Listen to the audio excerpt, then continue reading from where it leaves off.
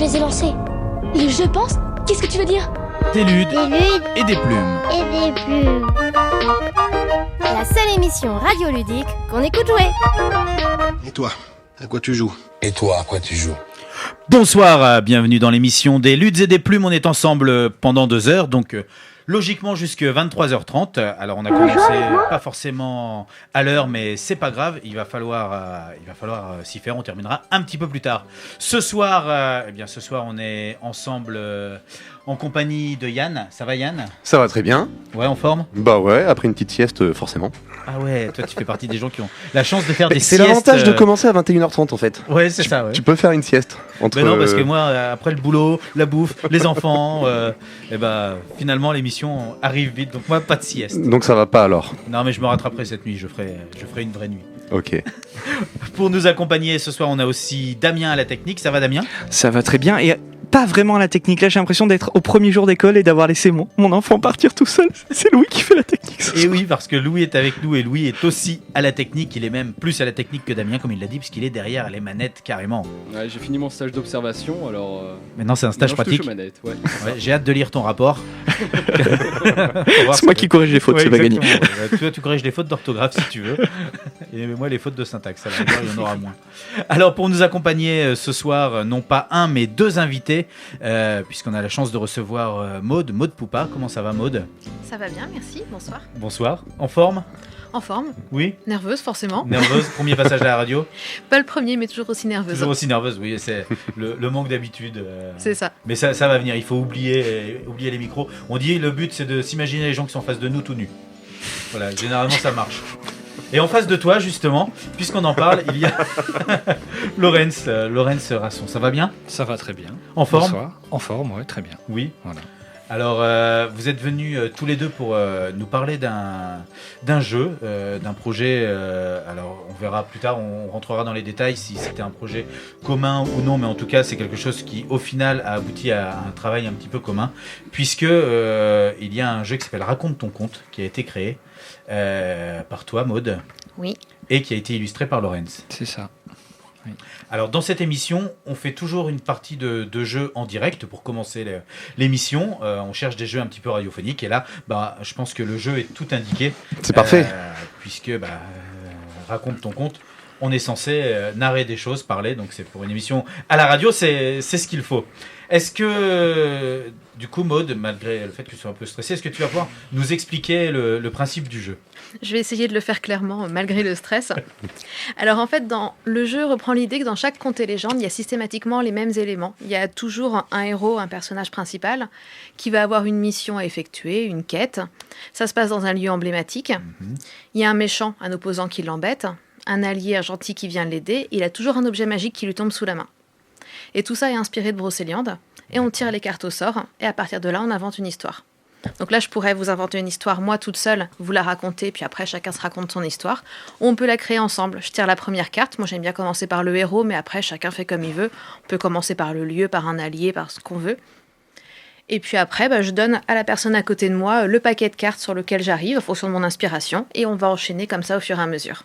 D'accord. Et quand on veut compliquer les choses et s'embêter un peu, on peut ajouter une carte défi. Donc on se retrouve à finir ses phrases par poil au menton, poil au bidon, poil au nez, ou saperlipopette, ou on se retrouve à mimer ou à demander aux voisins de mimer. Voilà, il y a 7 cartes. D'accord. Et 7 cartes dans chaque catégorie. Alors, pour ce soir, je pense qu'on va faire la version sans défi pour se rendre compte. Un petit peu plus simple. Et donc, je veux bien que tu commences à ce moment-là. Alors, ça se présente sous forme de paquets, c'est ça? Il y a plusieurs paquets de cartes. Voilà, il y a donc 7 paquets de cartes avec les défis, 6 autrement quand on enlève les défis, avec un code couleur à chaque fois, qu'on a derrière la carte et puis devant la carte.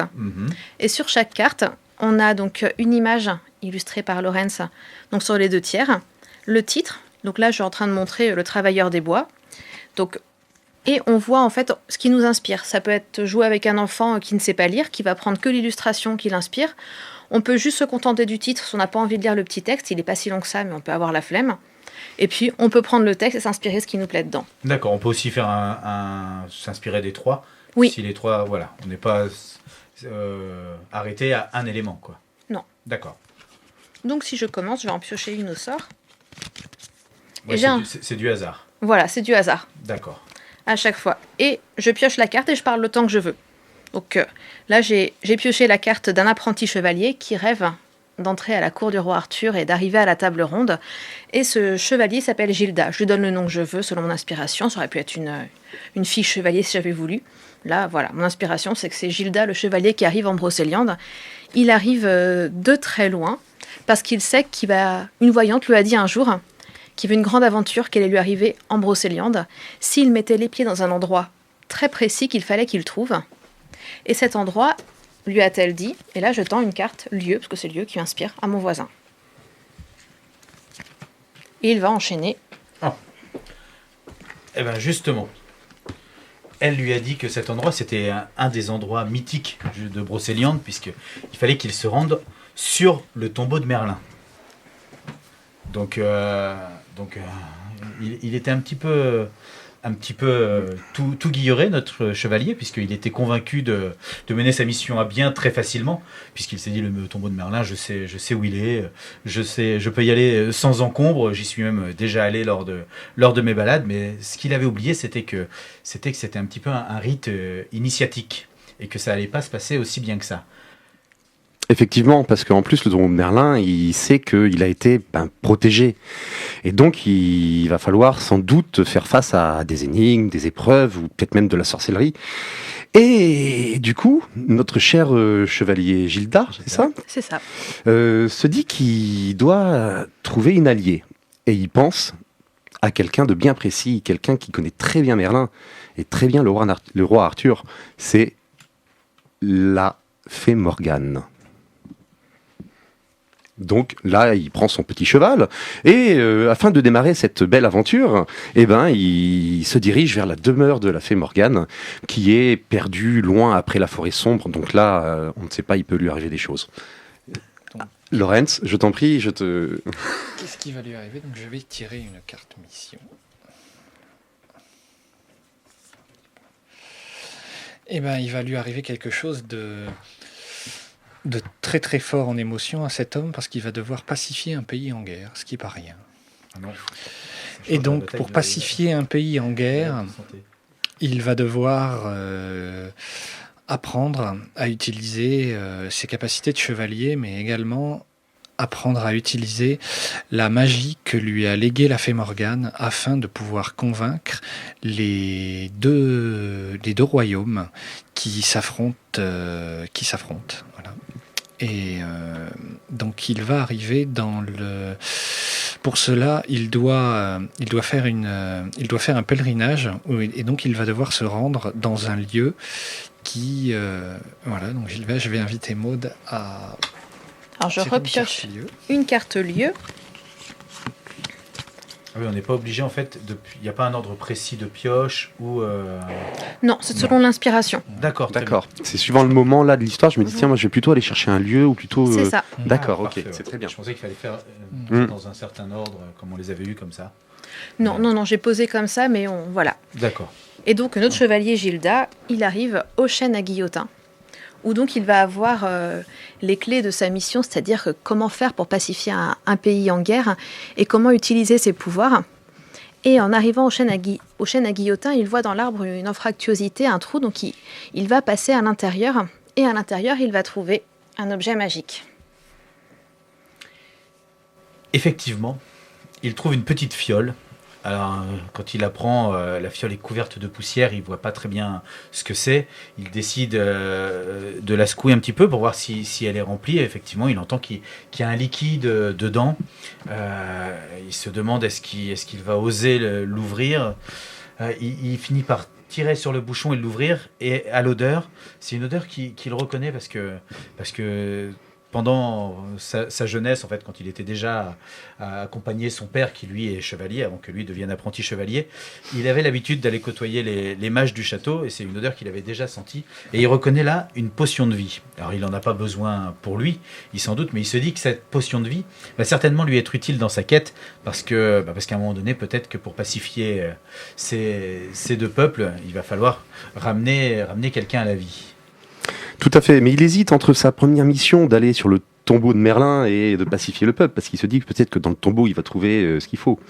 Et cette potion de vie, il serait bien utile, car dans le tombeau, la fée Morgane lui a appris qu'en fait, c'était un dragon qui gardait le fameux tombeau. Donc là, il est avec sa fiole, et il se dit, bon, alors qu'est-ce qu'il devait aller chercher déjà dans le tombeau ? Je me souviens plus. Il savait qu'il avait une mission à accomplir qui ferait de lui un grand chevalier, Ah, et qui pourrait entrer à la cour du roi Arthur. D'accord. Et que ça se passerait au tombeau. D'accord. Et donc du coup, voilà, non, mais la fiole de vie, il se dit, ça peut me sauver la vie face à un dragon, tu vois, je la perds, je la récupère, quoi, c'est du bonus. Donc il se dit, ben voilà, moi je vais aller trouver le tombeau, et à partir de là, je vais pouvoir trouver l'élément qui va permettre de pacifier ces deux peuples. Donc il part, il arrive devant la grotte du fameux tombeau, et là il sent un souffle chaud qui sort de la grotte. Quelque chose de terrifiant. Tout est calciné devant la grotte, de toute façon. Il y a comme une ligne comme ça de mire qui est brûlée sur des centaines de mètres. Et donc là, il est vraiment sûr qu'il est arrivé au bon endroit. Et donc, il se glisse jusqu'à l'extrémité pour y jeter un œil. D'accord. Et là, il va croiser un allié qui l'attendait afin de pouvoir lui prêter main forte. Et cet allié, c'est l'autre fée de Brocéliande, c'est la fée Viviane, la dame du lac, qui est très proche d'Arthur et qui est la gardienne de son épée sacrée Excalibur. Et grâce à l'aide de la fée Viviane, il va pouvoir dompter ce dragon et ainsi pouvoir continuer sa mission et surtout pouvoir parvenir à être reconnu par la cour du roi Arthur. Je veux bien croire. Le mec, il arrive à d'autres dragons, quand même, c'est la classe, quoi. Voilà. Il a changé de Et puis, il va les pacifier, les peuples, là, avec ça. Maintenant, on l'appelle Daenerys.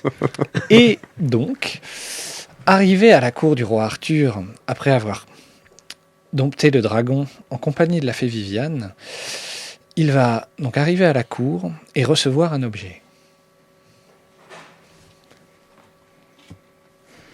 Il reçoit une cape d'invisibilité. Et ça tombe bien cette cape, parce que à chaque fois qu'il allait au village et qu'il demandait à tout le monde pourquoi vous vous disputez, pourquoi vous êtes en guerre, qu'est-ce qui s'est passé, personne ne répondait, ou alors répondait à côté de la plaque, et pas moyen de savoir ce qui se passait. Alors il met sa cape d'invisibilité et il retourne au village qu'il doit pacifier. Et comme il est discret et que personne ne le voit, il entend exactement ce qui se passe. Et il entend en fait qu'un sort a été jeté sur le village, et que c'est pour ça en fait que personne ne s'entend, c'est pour ça que tout le monde se fait la guerre. Et qu'il y a un monstre qui règne sur ce village. Et c'est ce monstre qu'il devra combattre pour réussir sa mission. Effectivement, à cause de ce sort, il y a des disparitions qui ont lieu dans le village. Et personne ne sait... En gros, personne n'ose en parler parce que ça peut toucher un petit peu tout le monde. Mais on le sait bien que la nuit, il y a un garou qui se promène et qui vient tuer les villageois. Ah, je croyais qu'il chantait. Il y a Garou qui vient. Et là, les villageois, ils en peuvent plus, ils se font la guerre. Donc, alors, malheureusement, comme je l'ai dit tout à l'heure, on ne peut pas faire des parties complètes parce qu'on pourrait encore extrapoler. Il reste beaucoup de cartes et donc on pourrait continuer comme ça à raconter l'histoire et un arrêt parce qu'il va falloir partir à la chasse au garou, trouver où il habite. Est-ce que c'est pas déjà perdu d'avance? Parce que c'est bien connu que les pays en guerre, faut pacifier. C'est fou comme on voit les choses d'un œil neuf, de lécher un peu la console comme ça. Lâcher, pas lécher, j'ai dit lécher. Merde. De lâcher la console. Tu peux te permettre de nous écouter et de rebondir. Oui. D'ailleurs, tu as peut-être une conclusion d'ailleurs après ce... je viens de la faire en fait. Mais donc oui, voilà, on pourrait, comme je le disais, continuer l'histoire pendant longtemps. On pourrait, il va falloir trouver où habite le garou, quel est le villageois qui se change en garou. Il va falloir des nouveaux objets, des nouveaux alliés. Peut-être que le garou répond aux ordres de quelqu'un. Peut-être que le dragon va le manger puis que ce sera terminé. C'est ça. Moi je pense que le garou il fait pas long feu finalement face au dragon. Parce que s'il arrive à d'autres dragons, il bouffe le garou et puis on n'en parle plus. Ou le dragon bouffe le village et puis il n'y a plus de guerre, il n'y a plus de village. Non mais on l'a super bien staffé notre bonhomme quand même. Je veux dire, il a un dragon, une cape d'invisibilité, il est chevalier.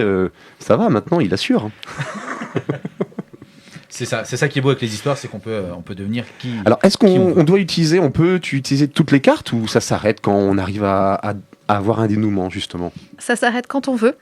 Mais on peut aussi utiliser plein de cartes. J'ai fait une animation il n'y a pas longtemps à Augan et les enfants ont voulu absolument qu'on combatte tous les méchants. Donc on a combattu les 7 méchants, un par un. Et on a fini avec un dragon qui grillait des tartines beurrées qui sortaient des oreilles d'un taureau bleu et des lavandières de la nuit qui dansaient le cha-cha-cha sur une flûte qui jouait faux. Donc voilà. Et un garou justement qui avait une voix très rauque. Les produits sont livrés avec le jeu ou Non, mais quand on se laisse porter par l'imagination, avec les enfants ou avec les grands, en fait, ça fait des histoires complètement délirantes. Mais là, on pouvait s'arrêter quand on voulait. On pouvait décider très vite, en fait, que il suffisait de tuer le dragon pour y arriver, ou qu'il suffisait de tuer le garou, ou que le garou, peut-être que le dragon était méchant parce qu'il avait des écreurs d'estomac à force de cracher du feu et que la potion pouvait le soigner.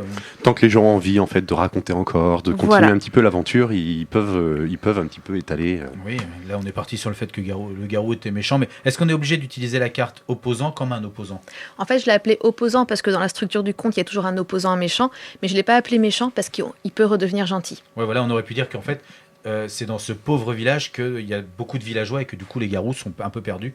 Parce que vous en faites ce que vous voulez, en fait. C'est le contre-pied. Oui, c'est une aide, c'est un support à la création, à l'imagination, en fait. C'est pas une ligne directrice absolue. Non, c'est vraiment l'idée que chacun ose s'approprier les légendes, ose raconter et se rendre compte, en fait, qu'il puisse raconter. C'est souvent le cas quand je fais des animations avec des gens qui me disent « j'ai aucune imagination ». Au bout d'un moment, c'est la personne qui parle le plus. Et là, on l'a dit, c'est typé Brocéliande au niveau des cartes. Est-ce que c'est voulu de rester sur Brocéliande ? Parce qu'on peut imaginer dans les légendes, il y aurait pu y avoir la légende 10, il y aurait pu y avoir beaucoup de choses, et donc rajouter beaucoup de cartes. C'était voulu de rester que sur Brocéliande ? Disons que Raconte ton conte Brocéliande, c'est un premier, et que j'aimerais en fait pouvoir étendre le projet avec plus largement sur la Bretagne et sur d'autres régions. D'accord, mais j'avais pas vu en fait le Brocéliande, Raconte ton conte Brocéliande, c'est pour ça. J'étais sur en plus global, mais du coup oui, on comprend mieux et pouvoir peut-être extrapoler et faire sur avec d'autres. Et puis c'est une culture populaire aujourd'hui, tout le monde connaît un petit peu les légendes de Brocéliande par le cinéma, par la littérature. Donc c'est vrai que c'est un jeu, il y a des jeux comme ça où on doit aussi se raconter des choses. Celui-ci, moi je me suis senti un peu moins perdu. J'avais une idée, je voyais les choses où ça allait nous mener. Alors pour moi, c'est un compliment, parce que c'est une facilité à pouvoir imaginer une histoire, à se plonger dedans et à pas se retrouver trop sur le bord de la touche, à avoir un petit peu peur de raconter quelque chose.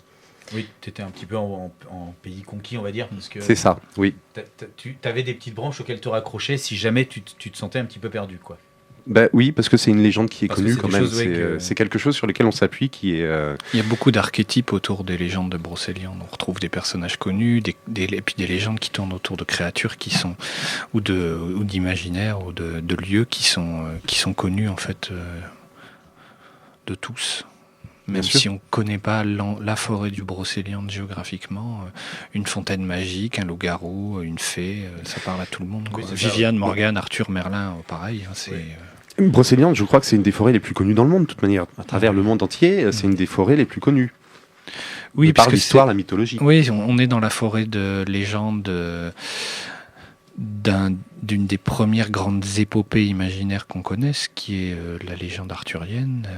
Et du coup, c'est un nom qui vient des croyances populaires médiévales et qui est arrivé jusqu'à nous. Donc c'est un nom qui systématiquement fait rêver et auquel on se projette.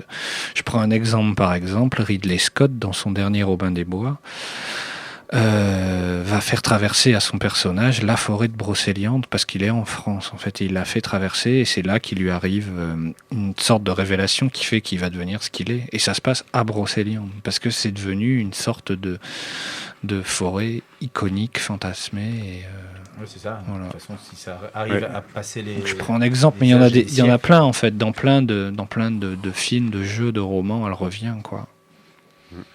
Mais elle est magique, de toute façon, cette forêt. Voilà. Elle n'est pas que fantasmée. Oui, elle est magique. Et bien réelle en même temps. Bien réelle dans le monde entier. Et la cave à Momo sur Paris, le célèbre endroit où tu pouvais avoir des scooters et des choses comme ça pour pas trop cher. Ok. Alors, on va faire notre première pause musicale de la soirée avec une musique de Van Morrison. Il va nous chanter Domino et vous verrez tout à l'heure pourquoi on passe une musique sur les dominos. Et des plumes en direct les 2e et 4e lundis du mois sur Plume FM.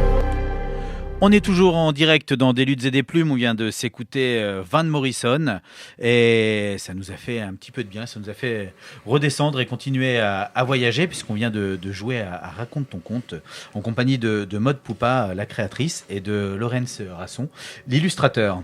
Donc on était un petit peu dans les légendes arthuriennes, on a commencé à parler de tout ça, de la création du jeu et du thème. Mais avant d'aller un petit peu plus dans le jeu, moi je voulais savoir comment vous en êtes arrivé à avoir envie de créer un jeu. Est-ce que vous êtes joueur à la base ? Quel a été votre parcours ludique, on va dire Alors moi je suis plutôt auteur et littéraire pur et dur.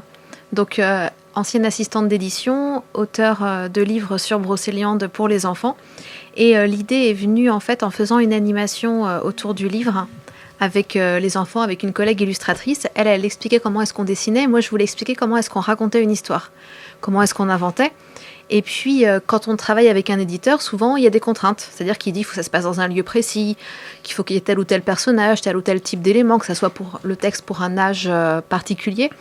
Et j'expliquais ça aux enfants. Et puis, j'avais aussi en même temps en tête des souvenirs de quand j'étais en 5e, où on avait fait un jeu qu'on avait appelé un tarot des légendes, où on avait fait comme ça, mais avec des légendes très, très vagues, un tirage au sort de cartes pour raconter ses propres histoires sur la structure du conte, puisque la structure du conte, c'est au programme tout simplement de 6e, 5e.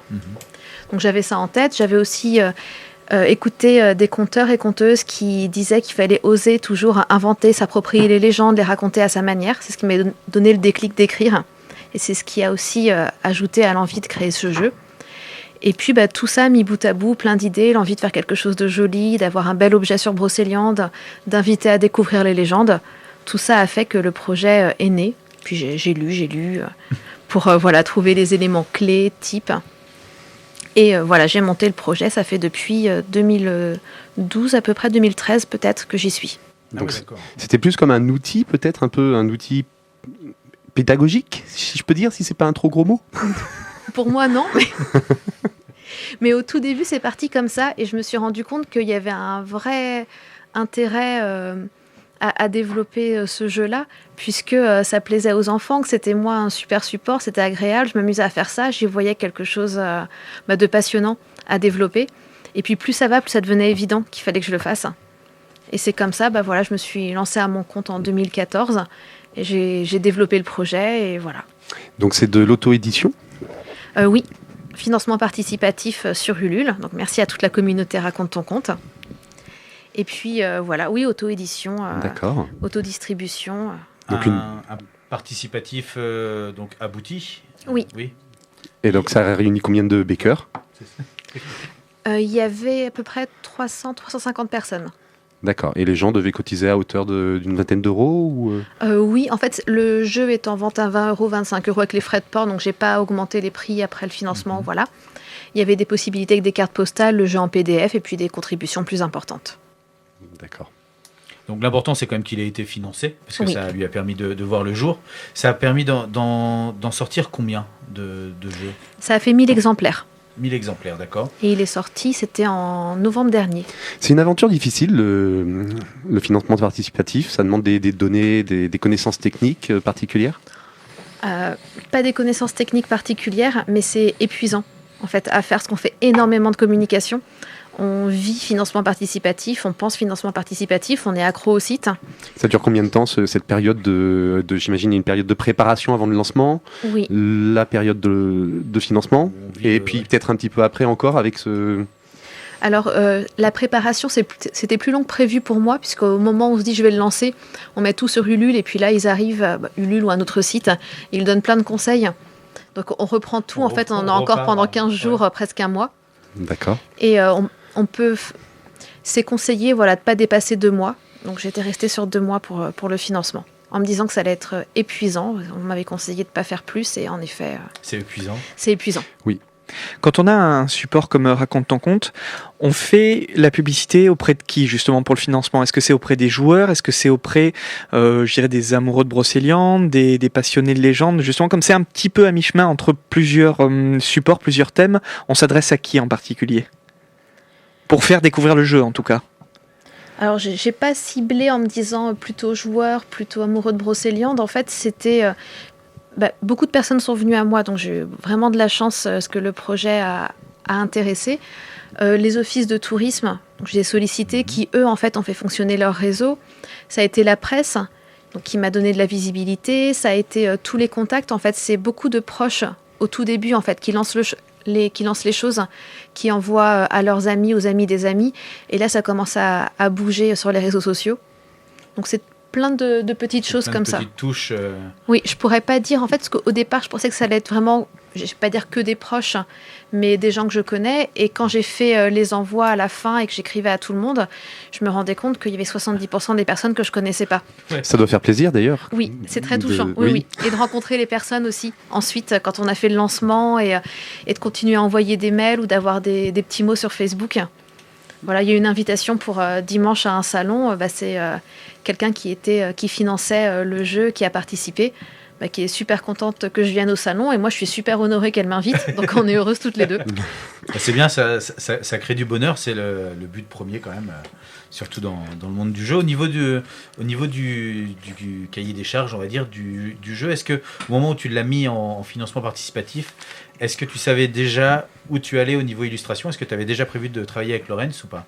Alors, c'est là que j'ai eu quelques soucis. C'est qu'en fait, je travaillais avec une autre illustratrice avec qui ça se passait très bien et ça s'est moins bien passé.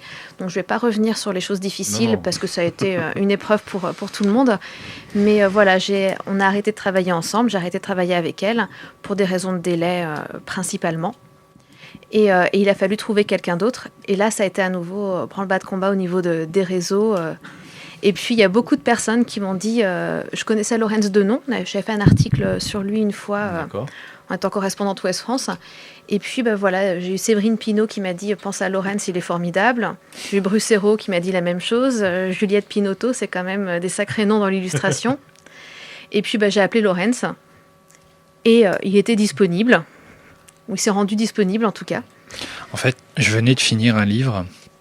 Et effectivement, j'avais le temps à disposition en fonction du délai que Maud m'avait donné, qui était de 3 mois.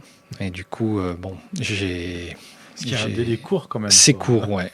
Après, l'avantage que j'ai eu sur ce projet, c'est que ça traite donc de Brocéliande, on en a parlé. Et je connais bien le sujet pour avoir fait pas mal de travaux sur la thématique, dont un livre sur les figures féminines de la féerie, écrit par Claudine Glo, qui s'appelle « Il était une fois Morgane, Viviane, Mélusine et Ondine ». Donc j'avais bien déjà un bagage, j'avais un bon bagage sur la forêt. Puis j'habite à Paimpont, donc je connais la région. Tu baignes dedans. Voilà. Et du coup, j'ai pu facilement ressortir ces personnages, les redessiner, les mettre en scène très rapidement. Puis après, ça a été beaucoup d'exécution, donc parce que moi, j'ai tout illustré à l'acrylique, donc après, c'est du temps d'exécution beaucoup. Une fois que on a très rapidement mis en place les cartes, les crayonnés. Et puis ensuite, on passe à l'exé, donc la couleur, la réalisation proprement dite des images. Et là, ça a été un rush, mais bien géré, cadré, ça s'est passé. J'imagine, parce que 49 cartes, donc 49 dessins en 3 mois. C'est pas les dessins qui ont pris le plus de temps, c'est vraiment l'exécution peinture. Après les dessins, j'avais fait les 49 en 1 ou 2 semaines, je sais plus. Oui, en 2 semaines. Ouais, j'ai pas compté, mais... Donc, toi, tout de suite, Maud, t'as été séduite aussi par son travail, ça allait dans le sens que tu voulais donner, dans le sens artistique que tu voulais donner à ton projet? Oui, et je connaissais déjà, il a cité le livre sur les figures féminines. En fait, je l'avais, le livre, chez moi. D'accord. Donc, je connaissais déjà... Tu partais un peu en confiance quand même sur ce terrain. Et puis moi je lui avais montré un petit peu ce qu'on pouvait faire. J'avais ramené le dernier ouvrage où on voyait vraiment le type de travail que je voulais faire pour la République, donc que j'avais fait dans la République et que je voulais faire pour Raconte ton conte. Donc l'ouvrage en question, c'est La République invisible, qui parle de légendes écossaises. Donc on restait encore une fois dans les légendes. J'en sors pas parce qu'en fait moi l'intérêt premier de dessiner, c'est de pouvoir représenter tous ces univers oniriques, fantastiques. Donc j'étais très content de pouvoir faire ça avec Maud, parce que là je revenais à Brocéliande et ça me plaît, quoi. Et je venais d'Écosse, voilà, et là je suis revenu en Brocéliande et j'ai pu réaliser ça. Donc même si ça a été court en temps, je savais où j'allais, et puis donc ça s'est bien passé. Parce que j'allais demander, justement, si tu étais habitué à illustrer que ça, ou si tu illustrais aussi d'autres choses autres que de la féerie. Alors, j'ai fait 2 tomes de bande dessinée sur les vampires, en fait sur la comtesse Elisabeth Bathory. Je ne sais pas si vous connaissez le personnage, voilà, donc comtesse sanglante, hongroise. Donc j'ai fait 2 bandes dessinées sur ce personnage-là. Après, j'ai fait beaucoup de couvertures pour Jacques Sirjean. Donc c'est un autre créateur du musée des vampires à Paris, écrivain, auteur, chercheur. Et après j'ai fait le livre Il était une fois Morgane Viviane, j'ai illustré ce livre. Et après La République invisible, donc premier texte qu'on connaît sur la féerie, écrit par un révérend écossais qui s'appelle le révérend Robert Kirk.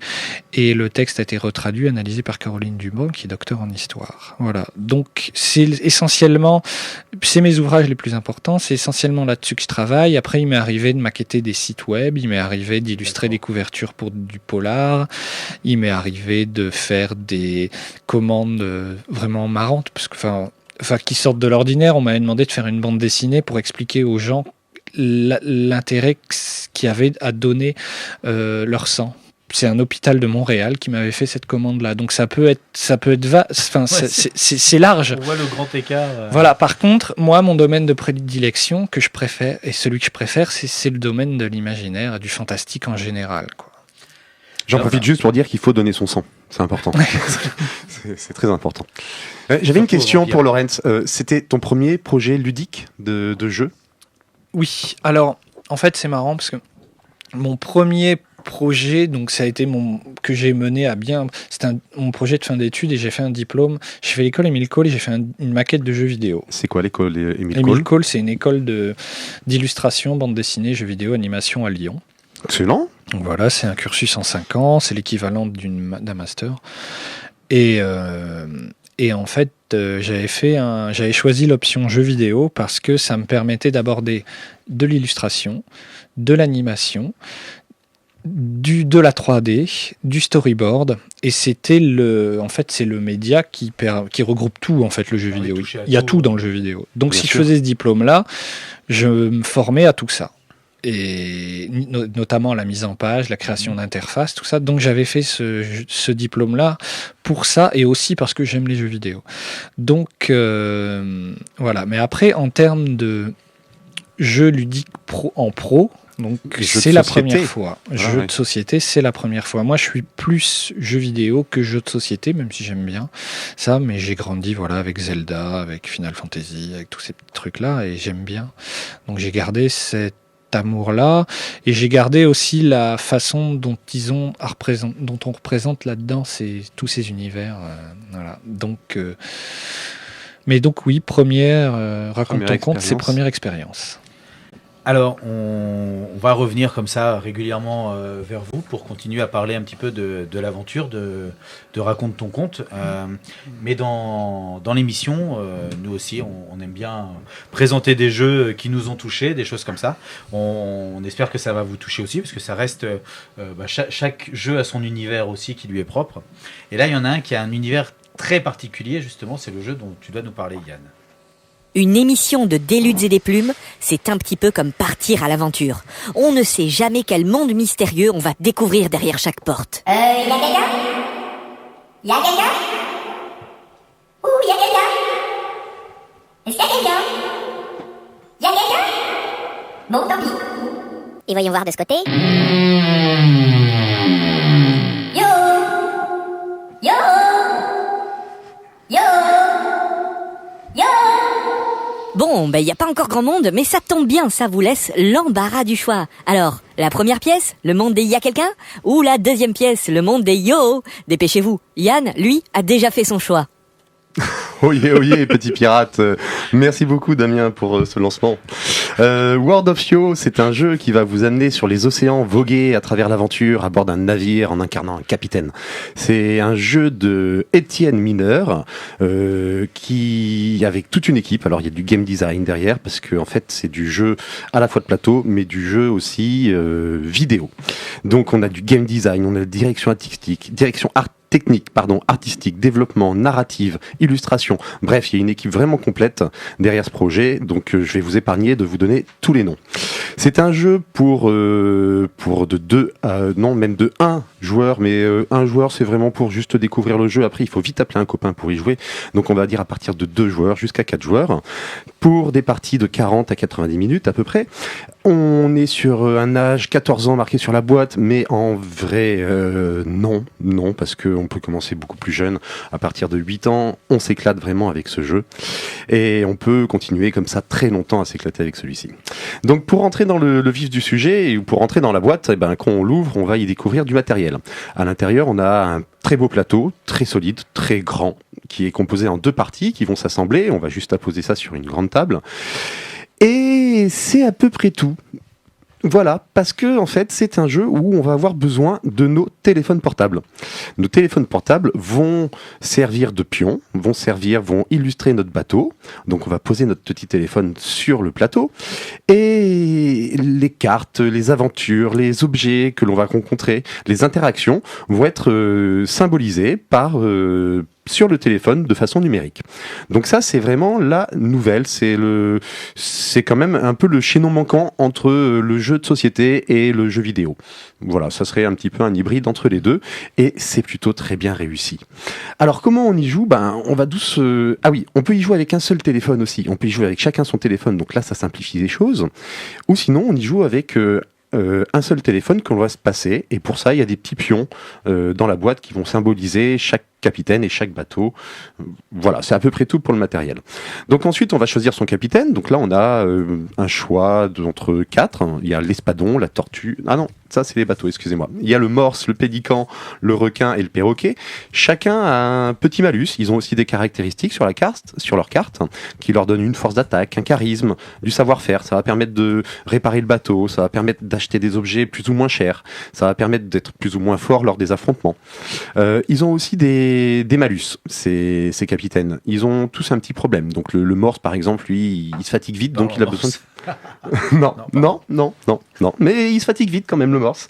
Donc il a besoin de faire des siestes de temps en temps. Ensuite, on a les bateaux. On a l'espadon, la tortue, la méduse et la baleine. Et eux, par contre, ils ont aussi leurs caractéristiques. Et je voulais dire, par contre, ils ont des bonus. Donc, genre des dégâts supplémentaires sur un type d'attaque. On peut attaquer en harponnant les autres. On peut attaquer à distance. Il y a des bateaux qui vont être plus forts pour harponner, d'autres qui vont être plus forts pour attaquer à distance. Il y a des bateaux qui vont permettre de franchir des obstacles terrestres.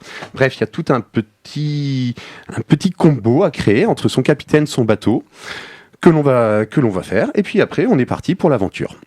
Chaque bateau est positionné, ou chaque téléphone va être positionné sur le plateau de jeu, à un endroit bien précis, et là l'aventure commence. Donc à tour de rôle, et là c'est ça qui est génial, c'est que le téléphone, en plus il n'y a même pas besoin de lire le livret de 16 pages de règles.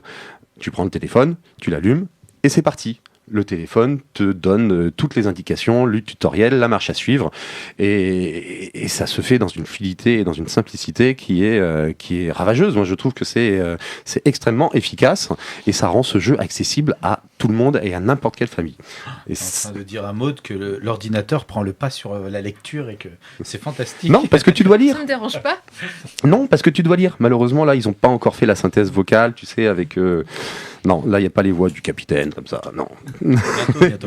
Mais par contre, tu as tout un descriptif narratif qui s'inscrit et que tu vas pouvoir lire pour pouvoir réaliser tes missions. Parce que voilà, le cœur du jeu, c'est de gagner des swags.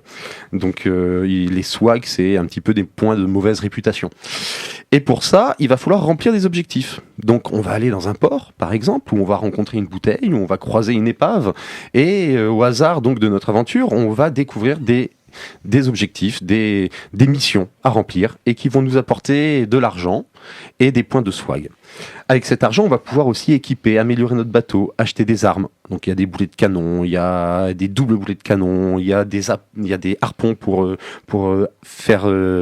aborder les autres navires. Donc voilà, il y a toute une richesse comme ça où on va pouvoir s'équiper, vivre une véritable aventure, aller de port en port et remplir nos objectifs à travers l'océan. Est-ce que visuellement on voit les améliorations sur notre bateau ? Alors visuellement, on voit pas les améliorations sur notre bateau, mais on le sait Oui, on s'en rend compte parce que dès que tu ouvres la page de ton bateau, par contre, tu vas voir toutes les cases d'amélioration avec tous les tout leur équipement, etc. qui va être visible. Tu vois que tout est noté, mais tu vois pas les canons, par exemple, s'amasser sur ton bateau. Non, ça tu ne le vois pas. Par contre, ce qui est bien fichu quand même, c'est que tu as une partie visible à tous, la position de ton bateau, quand on croise quelqu'un, et puis il y a un moment où c'est secret. Tu dois lire juste toi, donc il y a certaines missions, les autres ne savent pas du tout ce que tu dois faire, donc à toi d'essayer de deviner aussi, tiens, il essaye de prendre dans telle direction, je vais essayer de le couper par là, il faut que je l'attaque, ou il faut pas que je sois trop voyant dans ma tactique, donc voilà, et ça permet quand même d'avoir toute une richesse d'aventure. Il y a 4 modes de jeu. Il y a un mode solo, pour découvrir un petit peu le jeu, voilà, tant qu'on n'a pas trouvé son copain. Ensuite, tu as le mode par équipe, où là, on va pouvoir jouer à 2 contre 2. Il y a le mode normal, classique, où là, on va devoir remplir 400, on va devoir gagner 400, 700 ou 1200 points de swag. Et il y a un mode narratif. Et là, c'est un petit peu aussi l'avantage d'avoir fait cet hybride avec le numérique, c'est que dans le mode narratif, il y a des histoires.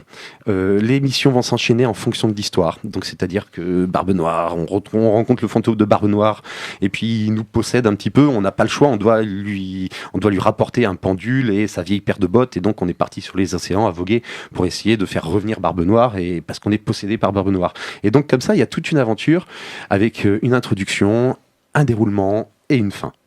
Et ça, pour moi, c'est un plus. Un jeu de société qui offre une vraie aventure narrative, pour moi, c'est toujours quelque chose de plus. Oui, on en a connu des jeux de société qui offraient des aventures narratives. Mais... Oui, mais celui-ci, l'avantage, c'est qu'il a la chance d'être sur son téléphone. Alors, l'application est totalement gratuite. L'application est totalement gratuite et donc, du coup, ça ne coûte rien. Et après, au fur et à mesure du temps, il y a des mises à jour. D'accord. Donc, il peut y avoir de nouvelles aventures qui vont arriver, de nouvelles cartes. Ça, c'est bien. Même des améliorations du jeu, étant donné que toute la mécanique, tout le gameplay réside dans le téléphone, parce que la boîte, finalement, c'est qu'un gros, énorme plateau. Et du coup, tout ça est modulable dans le temps. Alors moi, j'y ai pas joué, mais j'ai tout un tas de questions à te poser. Vas-y. Parce que vraiment, ça me... voilà, je suis pas trop pour le numérique dans le jeu de société, mais c'est vrai que d'avoir vu les vidéos qui sont présentées sur le financement participatif, ça me donne vachement envie. Et j'aimerais savoir, est-ce que tu as pu tester le mode à, je dirais, un téléphone, un appareil ? Oui, d'ailleurs, je n'ai joué qu'à ce mode-là. Et alors, est-ce que on perd pas un petit peu, parce que j'ai connu des jeux très très bien, mais où il fallait se passer l'appareil, et on perd le temps de passer à l'autre, on décroche en fait quand les autres sont en train de jouer. Non, là c'est... Tout dépend. Parce qu'à côté de ça, le plateau est vide, quoi, je dirais. Non, j'ai joué avec mes enfants et pourtant ils lisent pas encore très très vite, mais non, j'ai pas trouvé le temps lent, vraiment, les tours s'enchaînent quand même assez vite. On va dire qu'au pire, ça va prendre 3 minutes pour qu'ils réalisent ces 2 actions, parce qu'après, dans le principe du jeu, on réalise 2 actions. Donc c'est quand même très rapide, on se déplace, soit 2 fois, soit on fait une action et une deuxième action, ou soit on se déplace, on fait une action. Enfin bref, du coup, ça va quand même très très vite. On n'a pas 15 000 choses à faire. Et puis les choses que l'on a à faire, elles sont guidées par le téléphone. Donc du coup, ça va beaucoup plus vite. C'est-à-dire que les étapes, c'est lui qui te les propose, il te donne des choix, tu les sélectionnes, et ça simplifie beaucoup de choses par rapport à la mise en place, ou quand tu sais que tu as plein de cartes sur la table, ou plein de jetons, et que tu dois prendre tes jetons, que tu dois les mettre sur ton petit bateau parce que tu fais ton amélioration, que ensuite tu as tes cartes objectifs, voilà. Du coup, tu gagnes du temps. D'accord. C'est vrai que les premières parties peuvent être un petit peu plus longues, le temps de se faire un petit peu comme tout et n'importe quoi. Et puis le plateau est assez riche et assez fourni en lieux, en noms, en petits coins et recoins. Et donc pour savoir que tu dois aller à Force Lag pour remplir ton objectif, tu vas peut-être mettre 2 minutes à le trouver sur la carte. Alors, j'ai une autre question. Là, ce jeu, il est quand même, vu le nom du bateau, des capitaines, des choses comme ça, on est dans un thème assez léger, humoristique, bonne humeur familiale. C'est ça. Est-ce que ça, selon toi, ça peut se prêter, là, c'est bon, on a la technologie, on a de quoi faire des jeux plus sombres, plus sérieux. Absolument. Peut-être Moi, dans j'en ces rêve. cas-là avec chacun son téléphone pour avoir vraiment des missions secrètes que les autres ne pourront pas consulter. Mais est-ce que Je pense que là, ils ont ouvert une porte qui peut amener à d'autres produits, d'autres jeux, comme tu viens de l'énoncer, un petit peu plus select, un peu plus. On retrouve déjà un peu ce plus genre de de niche. choses avec le jeu, par exemple, Les Demeures de l'épouvante, qu'on n'a pas encore présenté, de chez Edge. où, j'ai cru que tu allais me dire les mystères de Pékin. Non, c'était non, lequel non. où il fallait. Non, les Demeures de l'épouvante, où en fait, tiré du monde de Cthulhu, où on arrive dans une maison. Alors ça fait très Resident Evil 1 pour le jeu vidéo, où on va découvrir le lieu au fur et à mesure, avec les missions au fur et à mesure. Et le jeu, en fait, l'application est narrative. Et pareil, à chaque fois, va nous amener un scénario différent, une intrigue différente, des choses. Tu perds 2 heures à monter les escaliers, ouvrir une porte. Et là, par contre, c'est vraiment pour adultes, quoi. Ouais. T'as déjà joué à Atmosphere ? Ah oui, tu parles de trucs trop récents là. Je sais plus les mises à jour. C'est pour une quarantaine d'euros à peu près la boîte. Voilà, donc ça peut être un peu surprenant, mais en fait le prix que vous avez payé, c'est un superbe plateau, quelques tout petits pions. Après il y a des petites ventouses, des stickies que l'on va coller sur le téléphone pour pouvoir symboliser, représenter et illustrer notre bateau. Quel bateau. Voilà, et c'est tout. Et donc il faut pas se sentir lésé et se dire je me suis fait avoir, parce qu'en fait il y a eu tout le développement du jeu, les centaines de cartes dont on aurait besoin, les centaines de jetons dont on aurait besoin, ils sont dans le téléphone. Et il faut surtout se dire que ça c'est un matériel qui va pouvoir évoluer dans le temps. C'est un jeu qui est des cartes, des exactement. jetons, et là ça ne sans coûtera avoir rien, de rajouter les sous. parce que là les extensions, par rapport à ce jeu, les extensions elles seront gratuites. Intéressant. C'est la question que j'allais poser. Il faudra voir les extensions à combien. Peut-être qu'ils pourraient sortir des extensions en boîte avec du matériel solide, c'est possible. Non, mais éventuellement des extensions numériques, des mises à jour, voir à quelle hauteur se situe le prix de l'extension. Est-ce qu'on repaye tout un travail, des choses comme ça, ou est-ce qu'on va être plutôt au niveau des portages numériques des jeux actuels avec 5 euros, 7 euros, ces choses-là, quoi. Alors qu'une extension, on va dire, c'est 15 euros minimum si tu as une petite boîte avec quelques cartes supplémentaires. Là, le parti pris, dans ce que j'ai entendu quand j'ai écouté l'auteur dans ses différentes interviews, il disait que les mises à jour seraient gratuites et sont gratuites. Donc voilà, ça. Je pense que c'est un argument en plus, de toute façon, pour ce jeu. On verra. Après, attention, c'est pas un jeu hyper tactique. On n'est pas dans de l'arrachage de cheveux et du calcul. Faut pas être un gros pousseur de cubes en bois. Faut être plutôt dans du jeu familial. On veut vivre une aventure et on veut se laisser porter par l'aventure. Voilà. On est un petit peu comme dans. C'est un jeu innovant. On est un peu comme dans Pirates des Caraïbes. On est vraiment dans cet univers-là, finalement. Alors, Vogon, camarade, merci beaucoup Yann pour ta présentation. Est-ce que ça vous a donné envie d'essayer, toi qui étais jeu vidéo, Laurence, est-ce que c'est le type de jeu de société qui t'attirerait ? Oui, j'aime bien les jeux de société en général. Je suis plus branché jeu un peu plus sérieux et sombre. Tout à l'heure, tu parlais des univers de Cthulhu, de Lovecraft, tout ça. Moi, c'est des univers qui me parlent. Après, je suis très intrigué par le rapport justement entre le gameplay téléphone et le plateau. Je pense qu'on peut être amené à avoir des choses vraiment intéressantes et pertinentes où justement on va mêler un gameplay pur tactile avec une ambiance plateau, et ça peut peut-être amener quelque chose de neuf aux deux médias en fait. Donc oui, c'est une bonne idée. Et toi, Maud, c'est pareil, ça t'a donné envie d'essayer ? Je pense que je vais regarder ça de plus près. Bon, merci Yann. Moi, ça m'a fait penser à mon regretté projet Hippone, dont on avait parlé il y a déjà de ça 5 ans. C'était le projet d'un grand plateau numérique. Donc c'est genre un téléviseur qu'on pose sur la table et on va y poser nos jetons, nos petits pions. Et on met la cartouche mémoire avec la sauvegarde du jeu de plateau, et on va jouer à un jeu de plateau sur un tableau numérique avec toute la richesse que ça peut apporter, des cinématiques, des explosions, des choses comme ça. Et au fond de moi, quelque part, il y avait une petite frustration qui commençait à s'accumuler. Et là, j'ai eu l'impression de ton... Voilà, j'ai senti quelque chose qui frémissait. Tout à fait.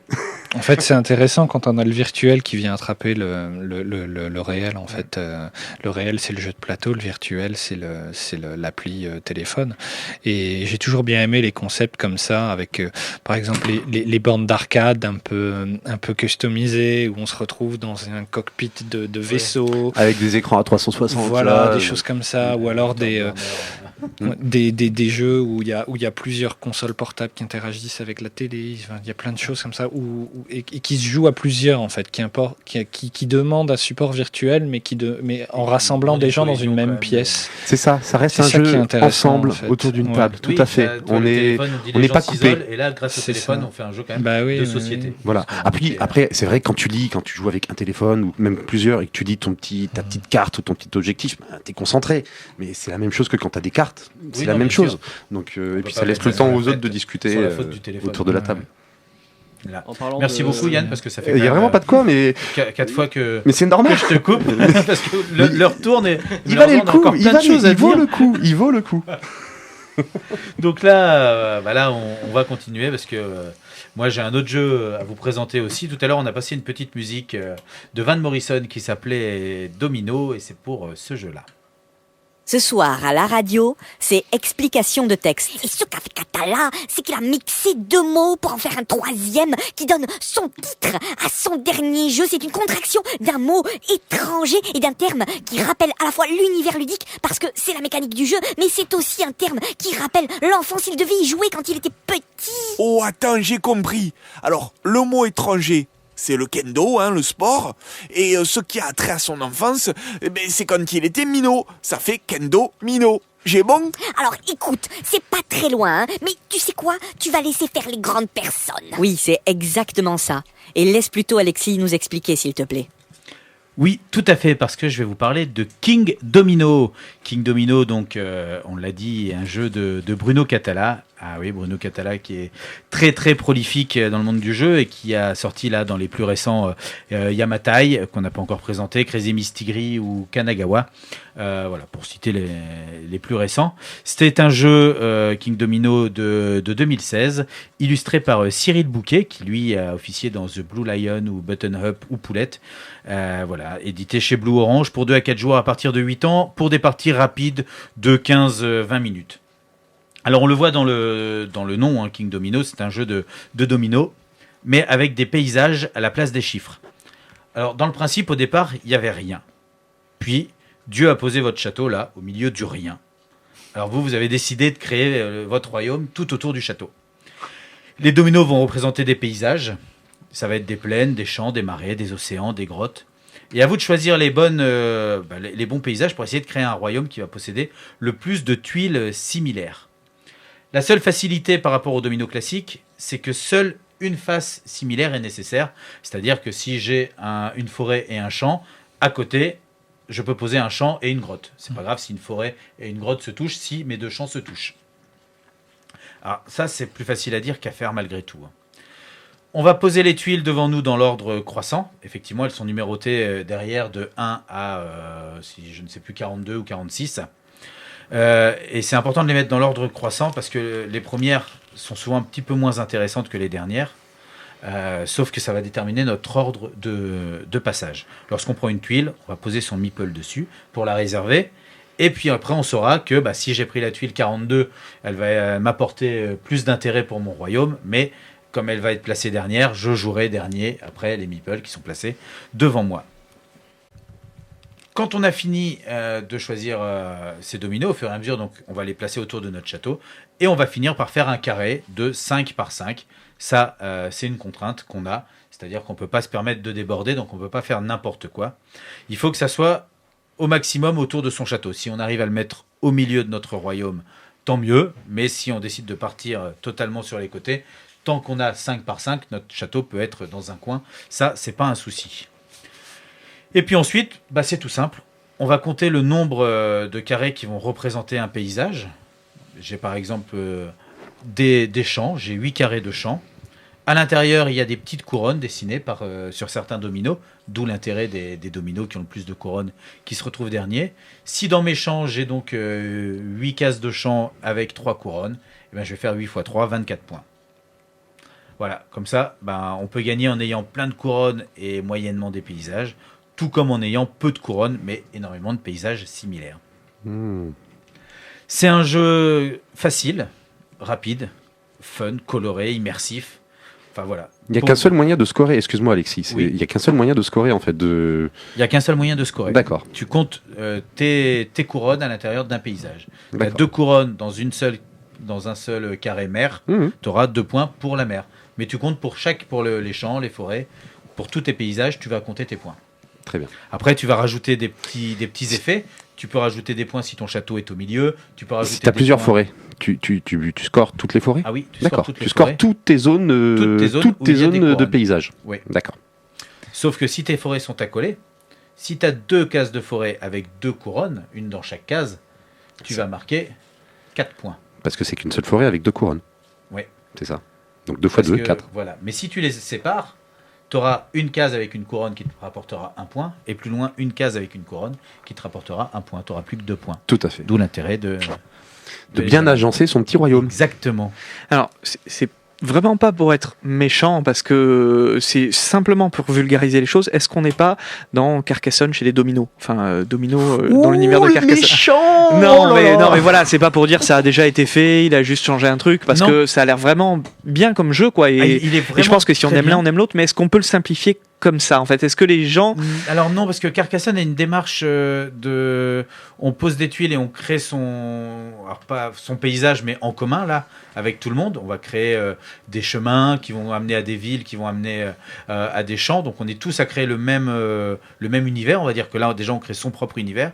Et dans Carcassonne, après, on va avoir des opportunités qui vont nous dire, tiens, là, j'ai l'impression que cette route est plus longue que celle-ci. Si je pose mon meeple en premier, je vais prendre possession de la route pour marquer les points. Que là, il n'y a pas à anticiper, là, c'est vraiment, tu joues pour toi. Là, tu joues pour toi, tu peux un tout petit peu anticiper sur les tuiles qui vont arriver et te dire, tiens, il a besoin de forêt, je vais essayer de lui voler, mais c'est tout.